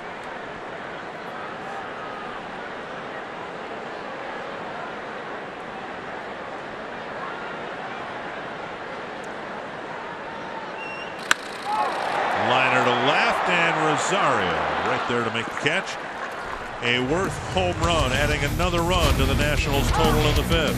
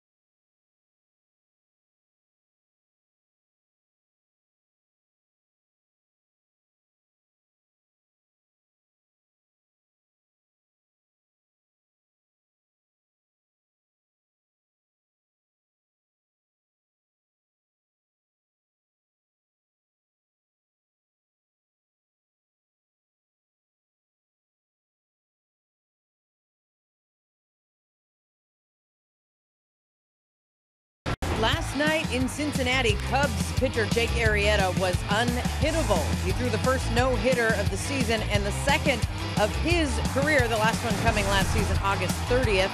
That would be the second no-hitter for Arrieta in 11 starts. He walked 4 hitters last night, but only allowed 6 baseballs even hit out of the infield through 119 pitches. Arrieta now has 24 consecutive quality starts going back to last season. Dickenberg, 24 consecutive. His ERA in that span, 0.86. Isn't that something? Thank you, Marnie. What an impressive run he's had. Did you see the gentleman that they pulled away in the T-shirt? They pulled him out of that. Everybody there to celebrate. That was his dad. They didn't. His dad ran out on the field. Seriously. That was his dad. He wanted to congratulate his son, and he came out there really uninvited, and they pulled him away. Brian Dozier taking strike one, leading off the 6th inning. No, I was only kidding. Had you going there for a while. Yeah. 1 strike to Dozier. He'll be followed by Mauer and Sano.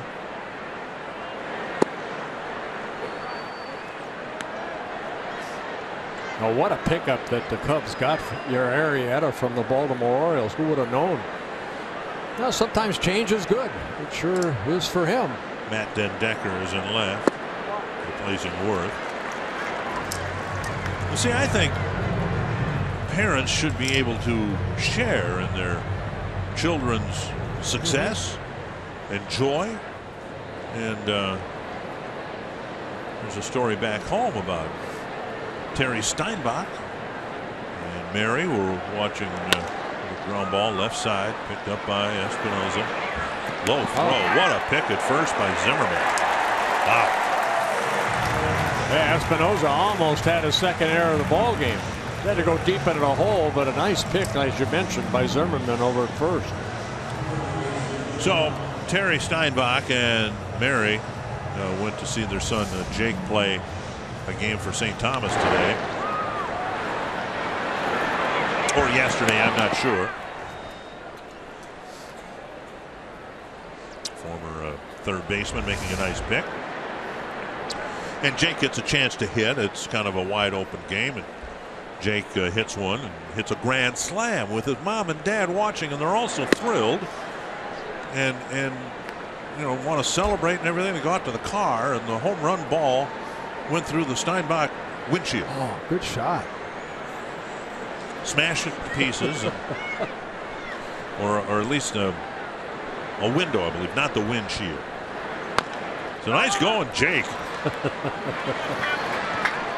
To the bag, and Mauer quickly retired. 2 down. Twins Flex Plan gives you the flexibility to choose your games and your number of seats. You can choose in advance or even the day of the game. So don't plan, Flex Plan. Go to twinsbaseball.com/flex or call 800-33-TWINS. 2 down. Here is Sano. He is struck out twice each time on a check swing. Yeah, good pitch count for Gio Gonzalez. 72 pitches, 51 strikes. He has not walked a Twin batter. He has 8 strikeouts.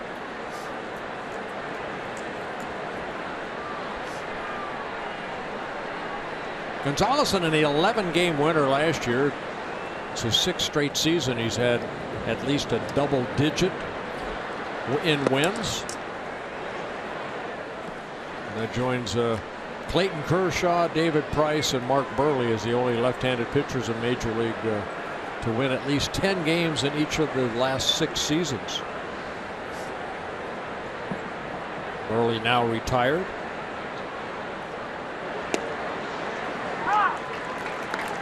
One and one.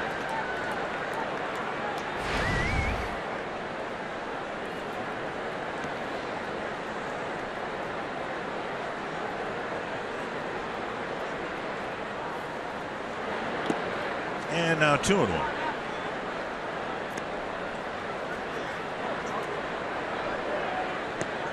Say that Gonzalez does more of this than he used to, just kind of go behind the mound, kind of collect himself and get refocused. He's had a couple of pitches not near where he wanted to throw them, and he does that, turns the ball over on the outside corner to a right-handed batter. Yeah, he's got a good win-loss record at the Major League level. 91 wins, 66 losses, an ERA at 3.6. This is his 214th career start. Has 4 complete games, 2 shutouts. And now 3 and 2 to Sano.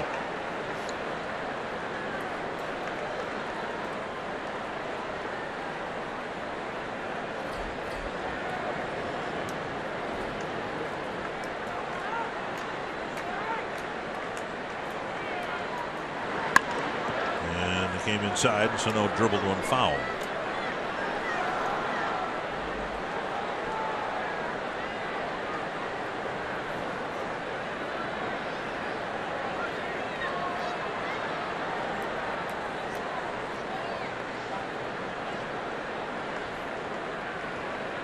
Full count with 2 down here in the Twins' 6th.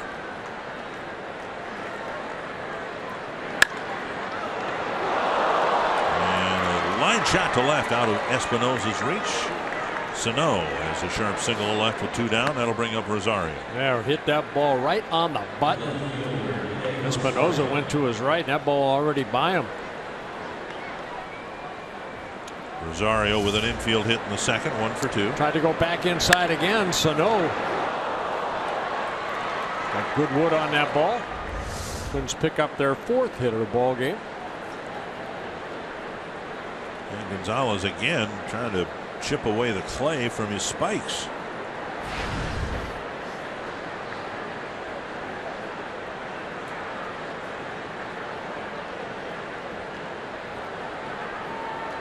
Twins with just 4 hits. Rosario with 1 of them, an infield hit in the 2nd.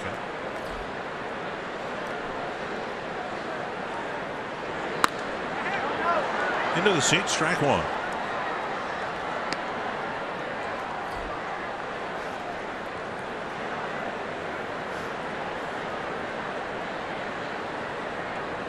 I guess, looking back at your career, if some circumstances had played out differently, you could have been a Washington Senator. If the franchise hadn't moved to Texas, you might have been traded to Washington instead of Texas.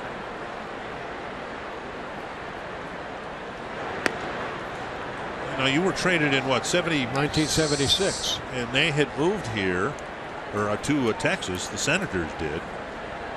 Was it a year or 2 prior to that? I believe 72. 72, yeah.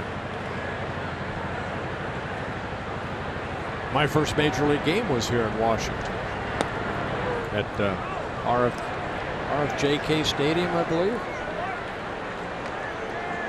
RFK Stadium.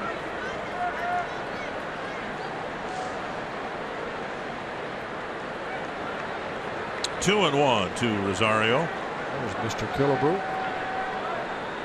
A legend. Great man. On the ground to the shortstop. And that'll take care of the Twins in the 6th. Bryce Harper will hit in the bottom of the inning.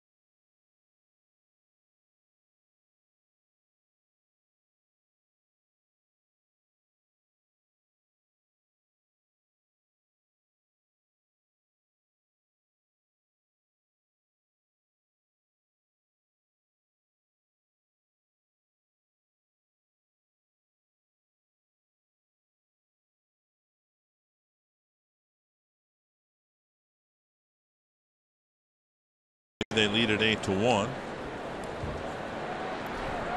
And Michael Tonkin on the first pitch gets a towering pop-up near first base, and Mauer with the catch. Rendon quickly retired. Our Quicken Loans Rocket Arms focuses on strikeout leaders for both the Twins and the Nationals. Irvin Santana with 18. Max Scherzer, who pitched yesterday for the Nationals, so the Twins won't see him in this series, with 23. Talking over with Mike Maddox, the pitching coach, new pitching coach here for the Nationals. Steve McCaddy was the former pitching coach here. Mike Maddox, recently was the Texas Rangers pitching coach. Outside ball 1 to Bryce Harper, 0 for 3.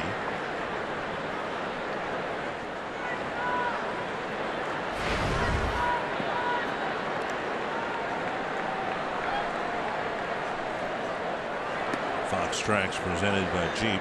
I'm sure it must have happened, and of course it's all speculative at this point, but in my tenure doing this, I can't recall 3 players the caliber of Trout, Harper, and Machado. I'm going to put Machado in there. I think he's terribly underrated for what he's already done.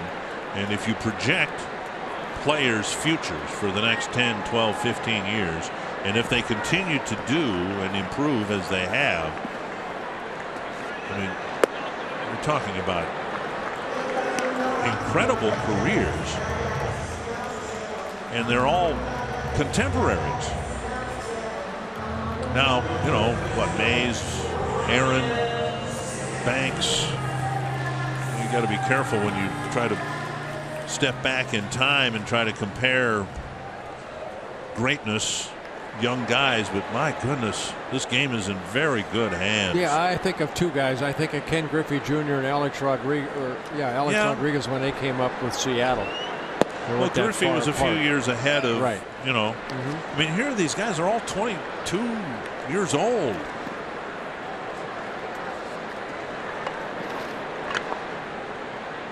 Yeah, Harper 23. He'll be 24 in October.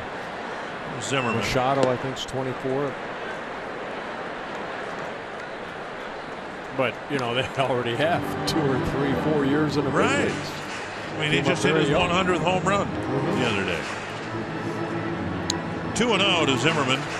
Tonkin facing these national batters for the second time. Fouled back, and it's 2-1. Yeah, a little surprised. I know it's in the bottom of the 6th inning that Joe Mauer is really holding on Harper. Ryan Presley warming up. Now Michael Tonkin asked to go a little bit deeper than normal. This is the most he's pitched at this level. With 1 out here in his 3rd inning of work. Pitcher spot will come up in the 7th inning. But now Tonkin with a 3-1 count after walking Harper quickly. Yeah, this will be pitch number 43 for Michael. Double play grounder. And the Twins turn it. And Tonkin, when it's all said and done, faces just 3 men in the 6th.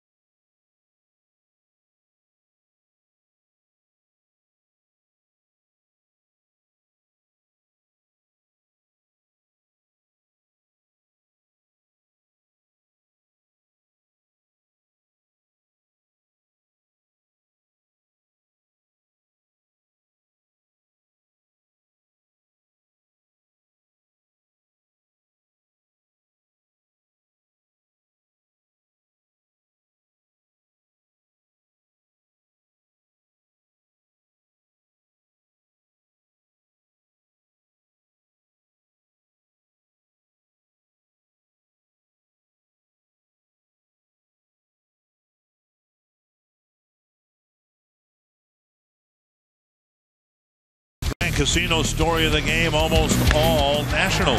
Well, Murphy with an RBI single in the first inning, came in hitting .404. And then led off the third inning with a double. The overtone. Triple right here.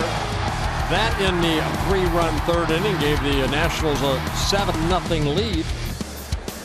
And Gio Gonzalez has 8 strikeouts, no walks in a ballgame. He's only given up 4 hits to the Twins, all of them singles. Escobar, Suzuki, and then likely a pinch hitter facing Gonzalez here in the 7th inning. Escobar with a rifle shot to left, a base hit in front of Dendecker. The Twins get a leadoff single. That'll bring up Suzuki.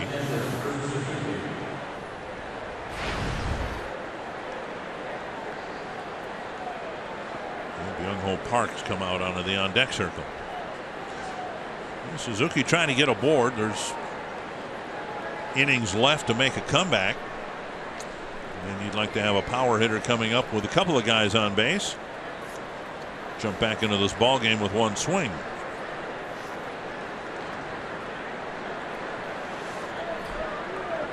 Suzuki with a strikeout and a single.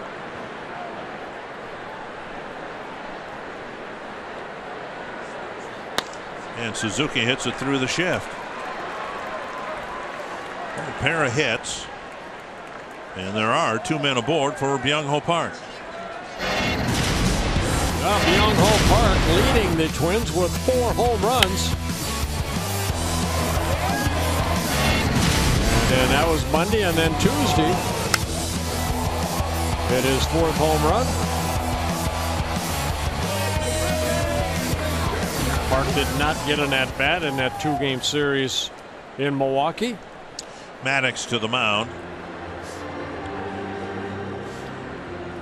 If you're thinking home run, this is one guy that's tough to hit a home run against, and that's Gio Gonzalez.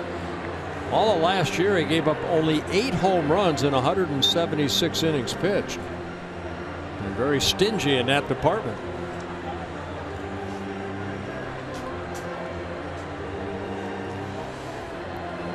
Mike Maddox just coming out to maybe go over a scouting report on Park, but also maybe get his pitcher to refocus a little bit here in the 7th inning.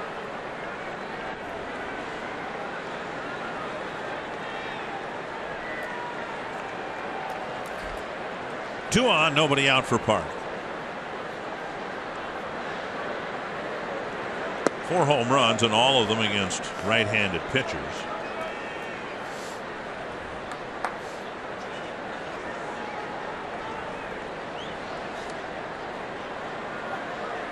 Park 0 for 5 against lefties on the season.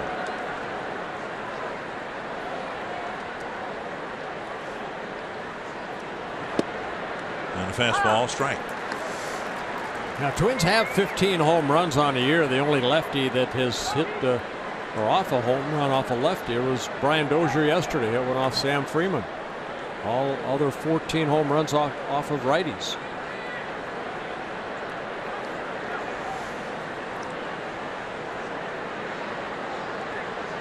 Inside, 2-1.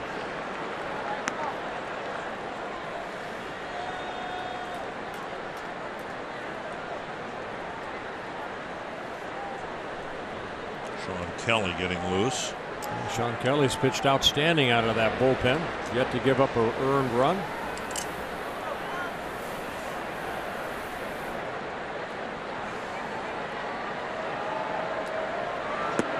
And now ball 3. Buxton on deck. I think all 4 pitches have been middle in.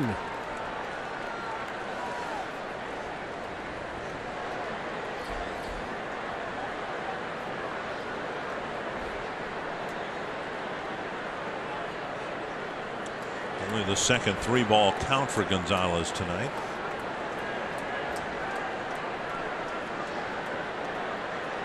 And the first 4-ball count. And first walk. Yep. That loads the bases with nobody out.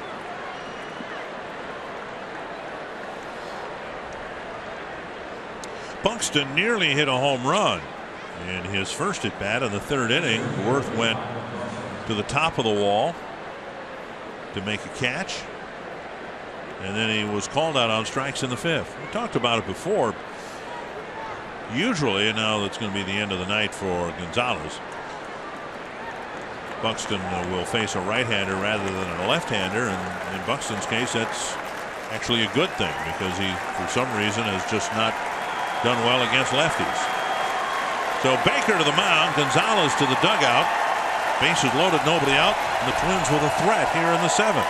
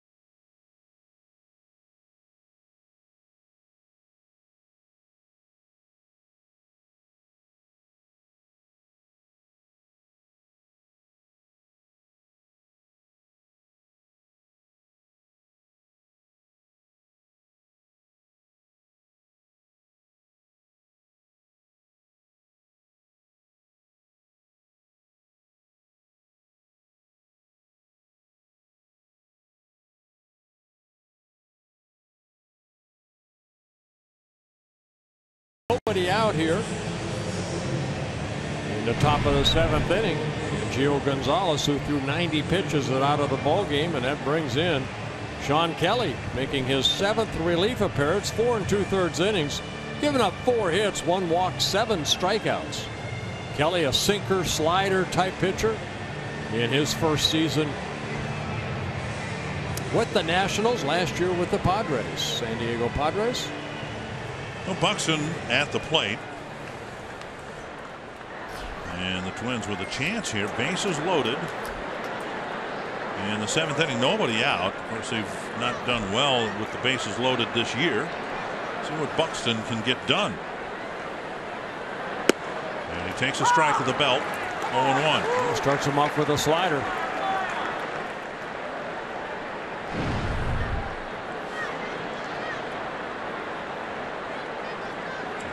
Escobar at third and Suzuki at second and Park at first.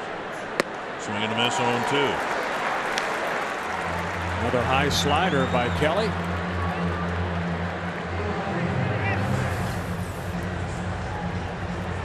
Contact has been an issue for Buxton.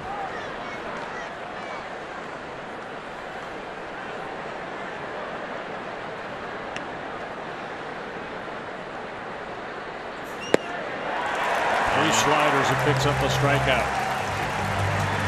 Second quick strikeout for Buxton tonight. 1 down, and that'll bring up Nunez. After Byron Buxton, that's the 20th time he has struck out, now in 40 at bats.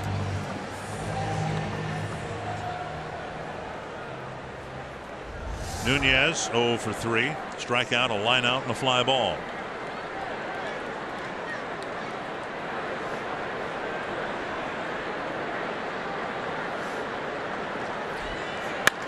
Ground ball right side and through. Nunez uses the opposite field to drive in 2.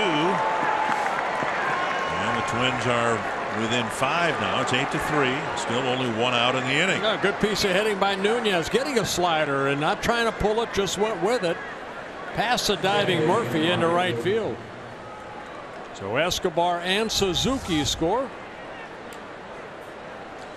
Good piece of hitting right there. We saw him do that in Milwaukee with a breaking ball. Instead of trying to pull it, Trying to put the barrel of the bat on it and hit it to the opposite field. Well, Nunez picking up a couple runs batted in, his 6th and 7th on the season in his first hit. 2 aboard, 1 out, and Dozier will bat. Up and in. And we said it before, we saw it in the Milwaukee series with the shift and everything. This is what Brian needs to do, is watch what Nunez did on that slider. Just go with it the other way. But Brian wants to pull everything.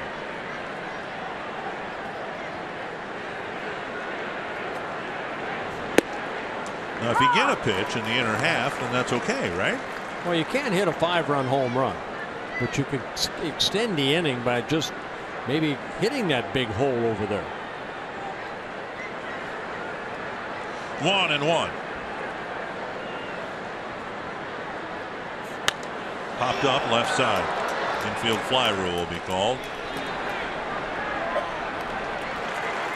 2 down. And before Mauer's at bat, the Budweiser Roof Deck is the ultimate Minnesota Twins outdoor experience. The roof deck is available for your group of 250 guests on both Independence and Labor Day weekends. Your clients and staff will love the sweeping views. We have sweeping views here. Amenities, we don't have a fire up here, at least not yet. Everything you need for mixing game time and social time. Go to twinsbaseball.com/groups.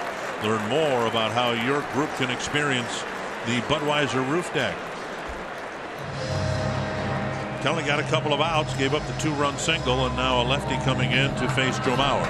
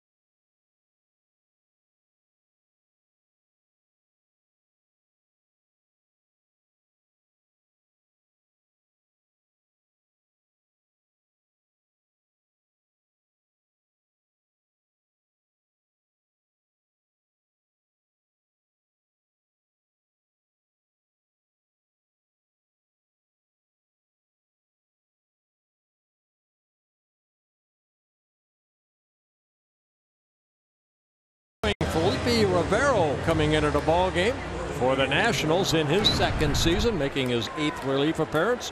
Hard throwing lefty with a curveball and a changeup. Last year, 49 relief appearances, a 2.79 earned run average. He had 43 strikeouts in 48 1/3 innings. And threw it over the plate, just 11 walks.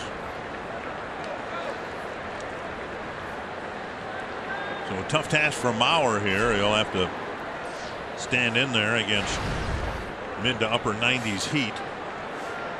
Rivero, 24 years old, from Venezuela. Originally signed by the Rays, traded over to the Nationals in February of 2014. 95 and strike 1.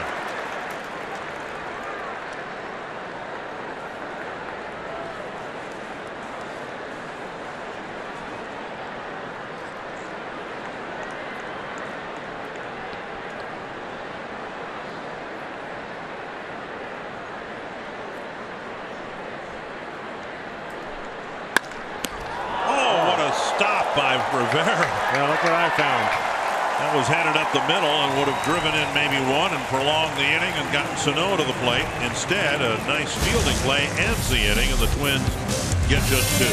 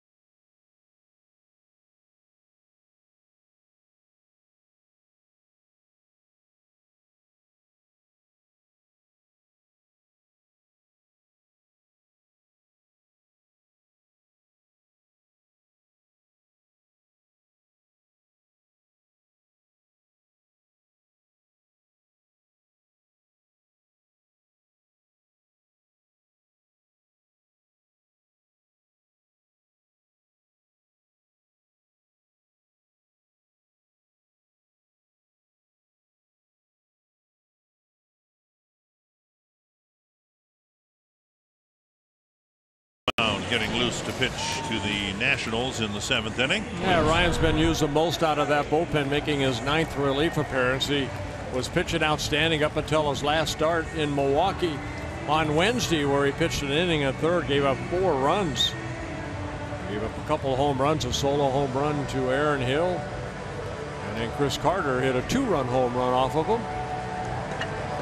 Really the only blemish so far off of Ryan Pressly. Nice job by Michael Tonkin. 3 innings, gave up a couple hits, the 1 home run, a couple walks with a strikeout. And that's what you need when your starter only goes 3 innings. You need some guys to throw a little extra. Michael Tonkin did that. Really, it's the first time that Tonkin has been used in the role that they were tailoring him for at the end of spring training. A short start, needing 2-3 innings. His other outings, although he had a 2-inning outing, was against the Angels. Easy play for Dozier. 1 down. Well, this copyrighted telecast presented by the authority of the Minnesota Twins and may not be reproduced or retransmitted in any form, and the accounts and descriptions of this game may not be disseminated without the express written consent of the Minnesota Twins, LLC. Den Decker's first plate appearance after Worth left the game after his 5th inning home run.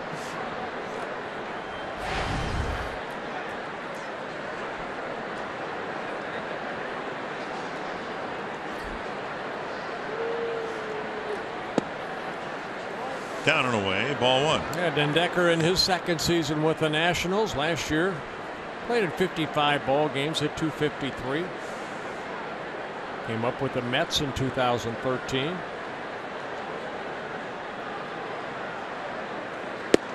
And now 2-0.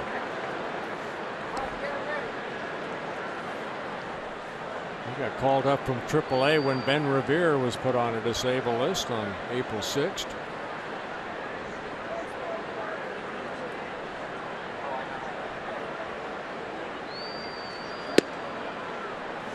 And 3-0.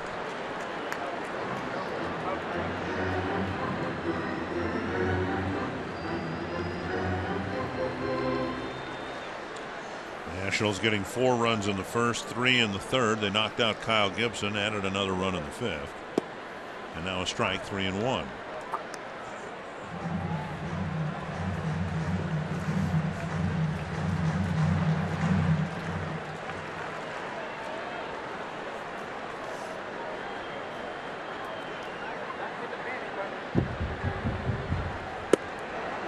And a walk will put Den Decker aboard.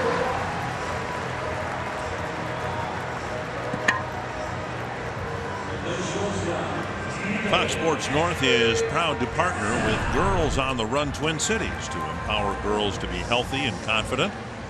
Join us for the Girls on the Run Spring 5K presented by Alaris Mortgage, Saturday, June 4th at Normandale Community College in Bloomington. To register, visit foxsportsnorth.com. Click on upcoming events. Here's Espinoza. Couple of hits. Hit by a pitch. Drove in a couple of runs. It's been a good night for the shortstop, except for his 3rd error of the year. Hey, came into the ball game hitting only 163.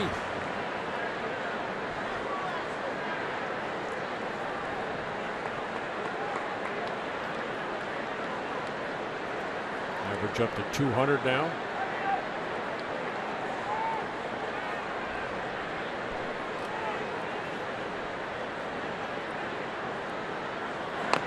And another chopper foul. 2 strikes.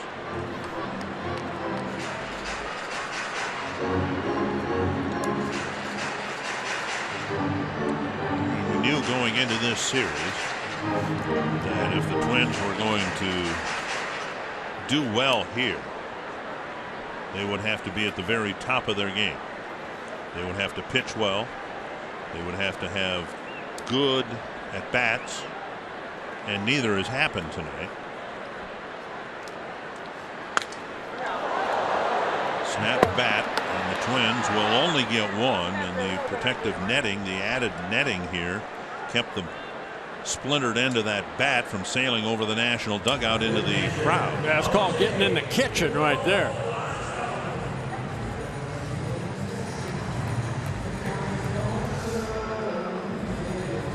Espinosa swinging. You can see that ball up and in. And the force out at second base. And Decker a force out at second. Lobaton will bat. We saw it in Kansas City, and we just saw it here. Protective netting. People imagine it keeping baseballs in the field of play, and it has certainly done that.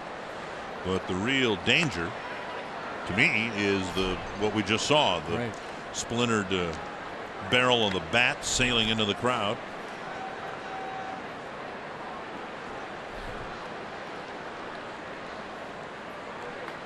One 1-0 to Lobaton.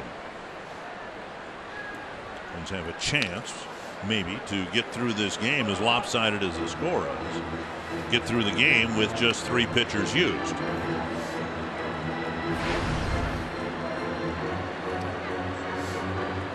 Yeah, Ryan's longest outing this year, 2 1/3. That came against the White Sox. Blake Trinan warming up for the Nationals.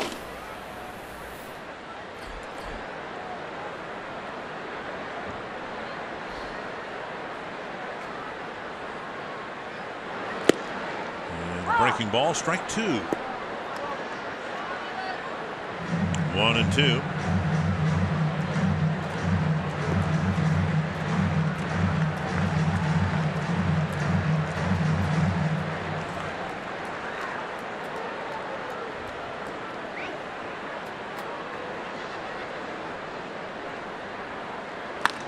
That's to left, and running toward the line is Rosario. And a good inning for Ryan Presley. Get in there, jam him. Yes.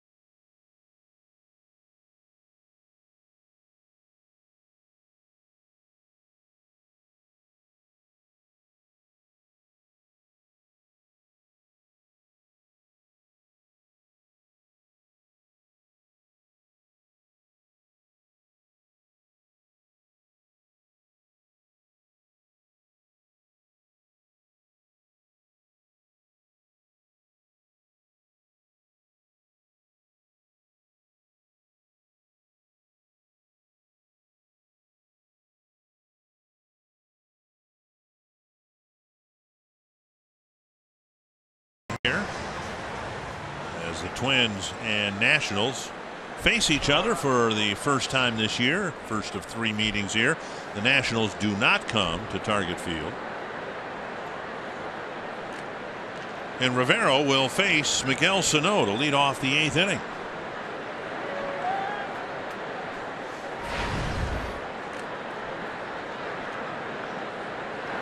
Sano singled his last time up. He struck out in each of his first 2 at bats on a check swing, 1-0. Yeah, Rivero came in to get the final out in the 7th inning. Got Joe Mauer. And a nice comebacker that he made a nice play. 2-0.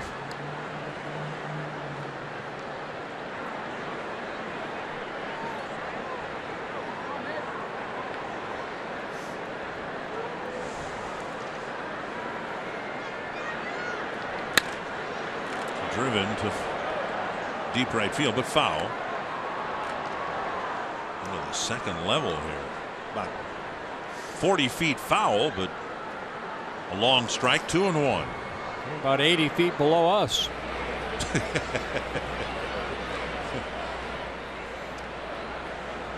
Ryan O'Rourke getting loose. Twins might want to give O'Rourke the 8th inning. Well, I told you this story before. When we lived, our family lived in Missouri, we would get seats similar to this at Busch Stadium in the 60s, and they would be 50 cents. Now, different time, of course, but we are way up here. A high fly to deep center. Taylor going back, and Sano cranks one out. This young man just heating up. Miguel Sano with his 3rd home run. And it was almost a no-doubter. You, as a center fielder, I'm sure you go back, just make your pitcher look like you're trying. But that baby was way back there. I had outfielders that actually stopped running on balls like that. I mean, watch Taylor go back. Look where that ball hit off the back wall. It's 402 to that area, and that went another 20-30 feet.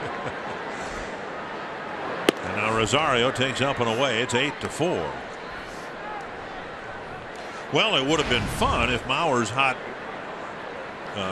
one hopper comebacker to the mound had gone through, and then Sano would have come up with a chance to maybe do that with a couple of men on base. But it didn't happen. It's still 8-4. 1 down. Carsoup.com trivia question. The all-time leader. I'm going to stick with Jim Lemon. Go with you. I have no idea. Can't even guess. Roy Sievers, the 4th member of that fearsome foursome. Now, they actually coined that phrase here before the Los Angeles Rams had Merlin Olsen, Deacon Jones, and the others that made up the fearsome foursome in football. They had that here in Washington with Roy Sievers, Jim Lemon, Bob Allison, and Harmon Killebrew. So we got that right then. But you got the. Well, that was the point in bringing that other bit of trivia up, that it was Roy Sievers and Jim Lemon were connected. And therefore, by extension, yes, we got the answer right. Escobar swings and misses. 0-2. Yeah, Escobar kind of kicked the dirt right there. A little upset. It should have made contact with that good fastball.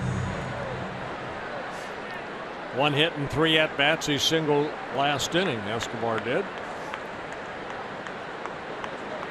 That off of Gio Gonzalez, the national starter. That's a fair ball, and Escobar is tagged out.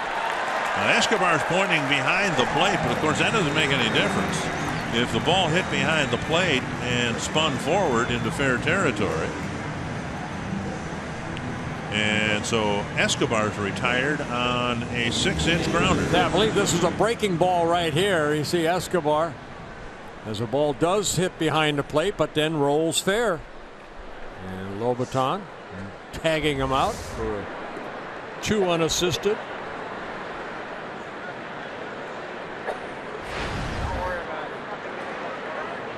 So in the inning, we've had a ball hit 440 feet, 430 feet to straightaway center, and another ball hit 4 inches in front of the plate. Beautiful game of baseball.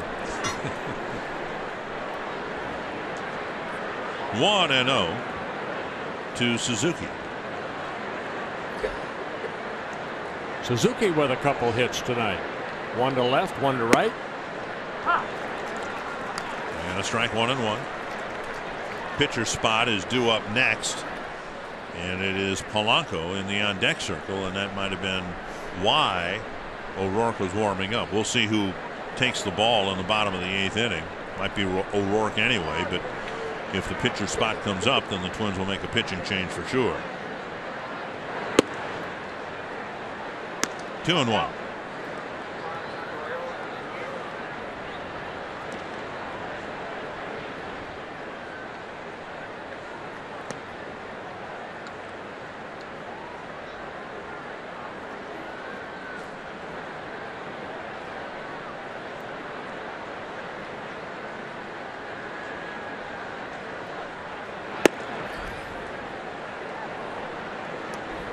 Three and one.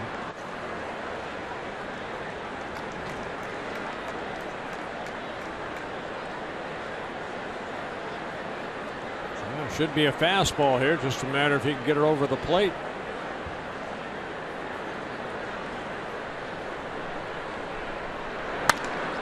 Ground ball to the left of Espinosa, picks it up, fires to end the inning. A long home run to center field off the bat of Miguel Sano. The Twins are 1 run closer, but they are running out of innings.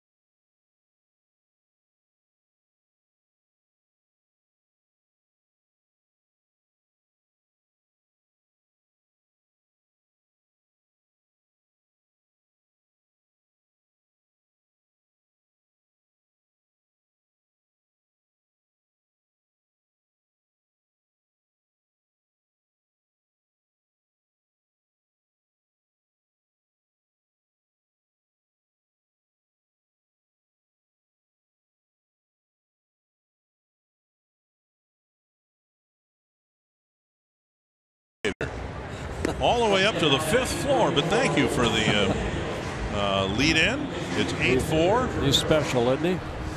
Ryan O'Rourke coming in. He's making his 4th relief appearance. He last worked a couple days ago in Milwaukee. 1 inning, did give up a home run to Domingo Santana in the Twins' 10-5 loss. Chris Heisey will hit in the pitcher spot here. Heisey and then Taylor and Rondon. And Heisey tries to turn around and O'Rourke fastball, 1 strike.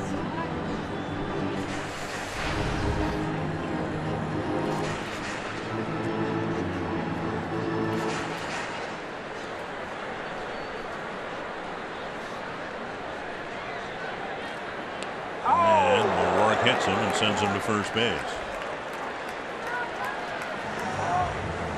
So the pinch hitters hit. And now Taylor will bat. 0 for 4. Heisey coming in his first season with the Nationals. Takes one off the thigh. Played with the Reds and the Dodgers prior to coming over here to Washington.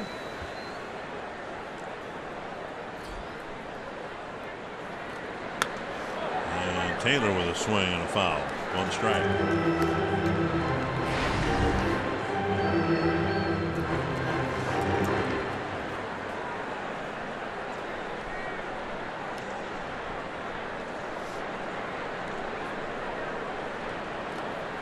Up and away, and it's 1-1.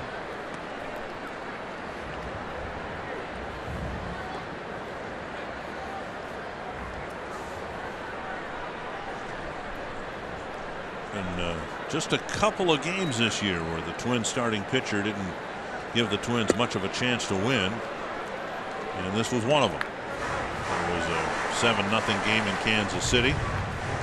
And this one, and other than that, the Twins starters have at least, if not pitched well, kept the game close and given the Twins a chance toward the end. Kyle Gibson just didn't have much tonight. Swing and a miss, and it's a strikeout of Taylor. Pretty good changeup right there by O'Rourke. He picks up his 3rd strikeout in 2 1/3 innings. Kind of like a little screwball right there. So Taylor strikes out for the 2nd time in a ball game.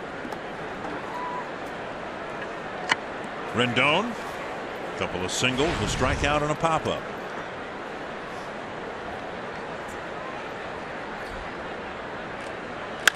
Fly ball, right center field.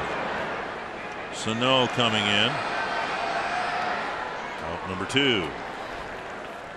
MLB.TV Premium, the #1 live streaming sports service, delivers everything you've come to expect and more. Watch every out-of-market game live in HD on over 400 supported devices. Includes a free subscription to @Bat Premium, the #1 app for live baseball. Blackout and other restrictions apply. Visit MLB.TV for details. Harper. It's had a quiet night. He's 0 for 3 with a walk.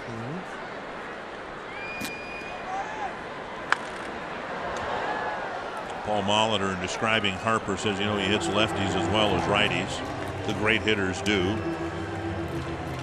Mauer, Morneau for the Twins, even though they're left-handed, have always were able to handle left-handers very well. Ron Gardenhire typically would hit them back-to-back in the middle of the order against a left-handed pitcher. Fox Tracks presented by Carrier. Check swing 1-1.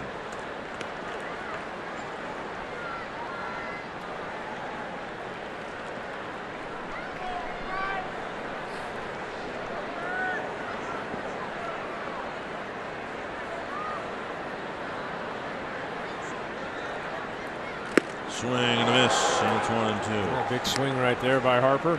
Remember last year and all the controversy, Harper at times wouldn't run the ball out hard.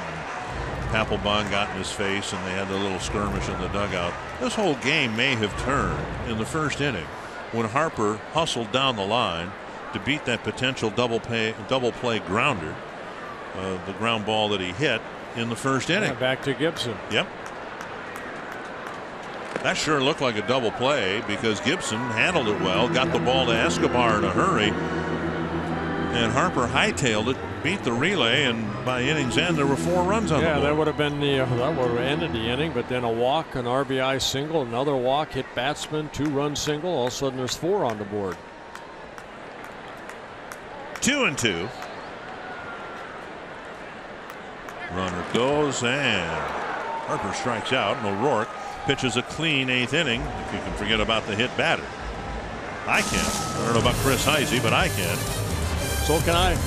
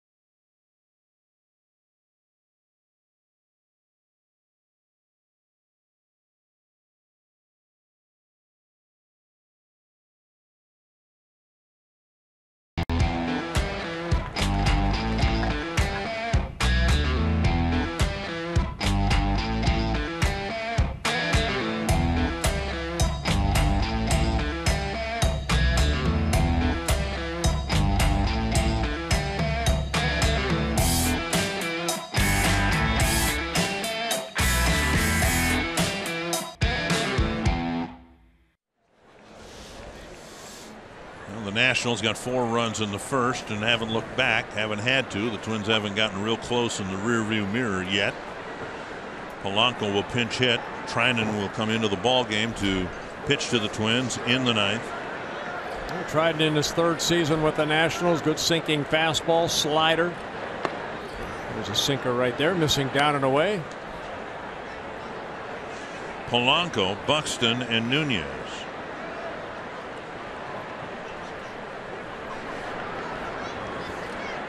I find it interesting that Jonathan Papelbon, the closer, isn't even warming up. It's 1 run away from being a save opportunity.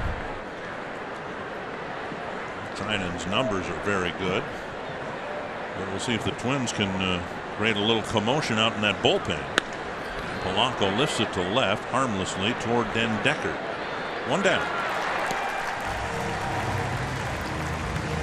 CenturyLink, what's next? Day game tomorrow. We play at 1 o'clock tomorrow Eastern time, noon Central. Pregame show on Fox Sports North at 11:30, and Phil Hughes will go against Tanner Roark.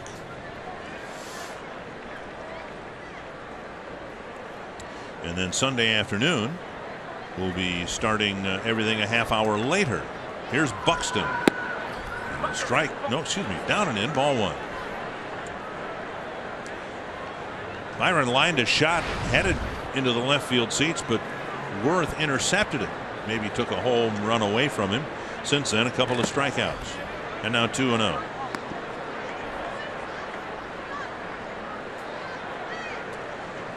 Kevin Jepson getting loose out in the Twins' pen. In the event we have a bottom of the 9th. 3-0.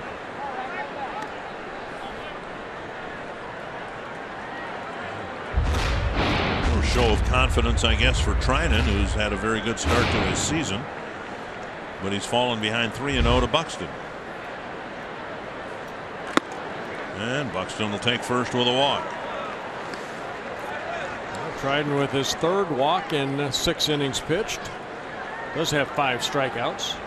Now Nunez, who's hit the ball hard twice tonight, including an RBI single, a 2-run single in the 7th inning.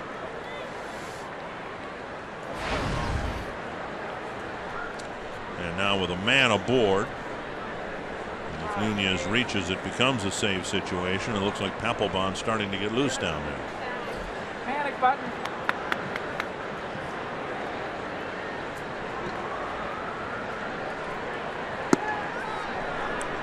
And out of the mound is Lobaton, and boy, wouldn't, even if Twins lost the ball game, if they could get Papelbon warmed up and even into the game, that might impact tomorrow's game somehow. Yeah, but you know, relievers like Papelbon, he'll be throwing just nice and easy, and then you know, I've talked to Raleigh Fingers, closers like that. They usually need 7, 8, 10 pitches down there. Once they are doing exactly like that, need be, then all of a sudden they'll warm up just like that, and they get 8 throws out here too. But that would be the goal, wouldn't it? To get him into the game. Yeah, get Nunez on base here, and then he'll start warming up in earnest. Ball 1, or excuse me, ball 2. Dozier is on deck, then Mauer and Sano, and boy, the Twins would love to string together a long inning here and take advantage of the 1-out walk to Buxton. Almost have to take a strike here, make him throw it over the plate, and he does. 2-1. After a pitcher throws 6 straight pitches out of the strike zone, make him throw a strike.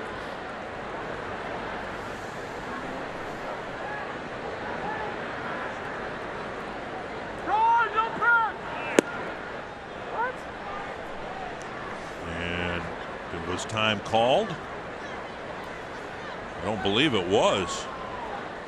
Nunez just kind of backed out of the box. Trinan threw the pitch, missed. It's 3-1. Now the scoreboard's just reverted to 2-1. Maybe time was called. Well, I heard someone yell something, but not only can we not see very well, we can't hear very well up here. And the count is 2-2. Time was called before that toss toward home plate. I heard the birds going beneath us. 2-2 to Nunez. A Full count with Dozier on deck.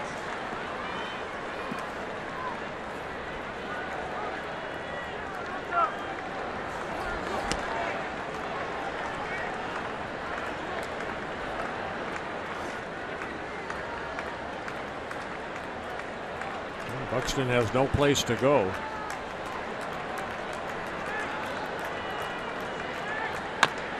There's a chopper. Trinan will fire to first and get out number 2. Buxton to second. And the game will be left to Brian Dozier.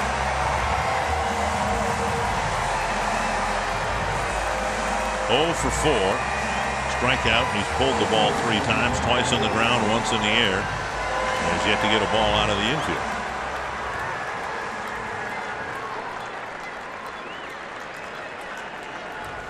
And Brian came into the ballgame with a 6-game hitting streak. Make it 7 right here.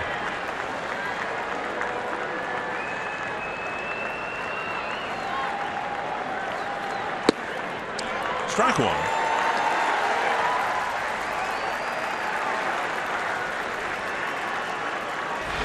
Trying to keep the game alive for Joe Mauer, who then would be asked to try to get Sano to the plate as the tying run.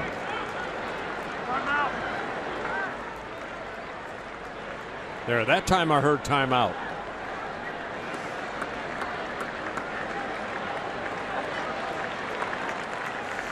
Chad Fairchild calling time. Home plate umpire.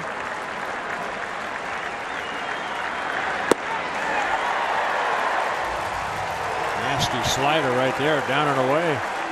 2 strikes to Dozier.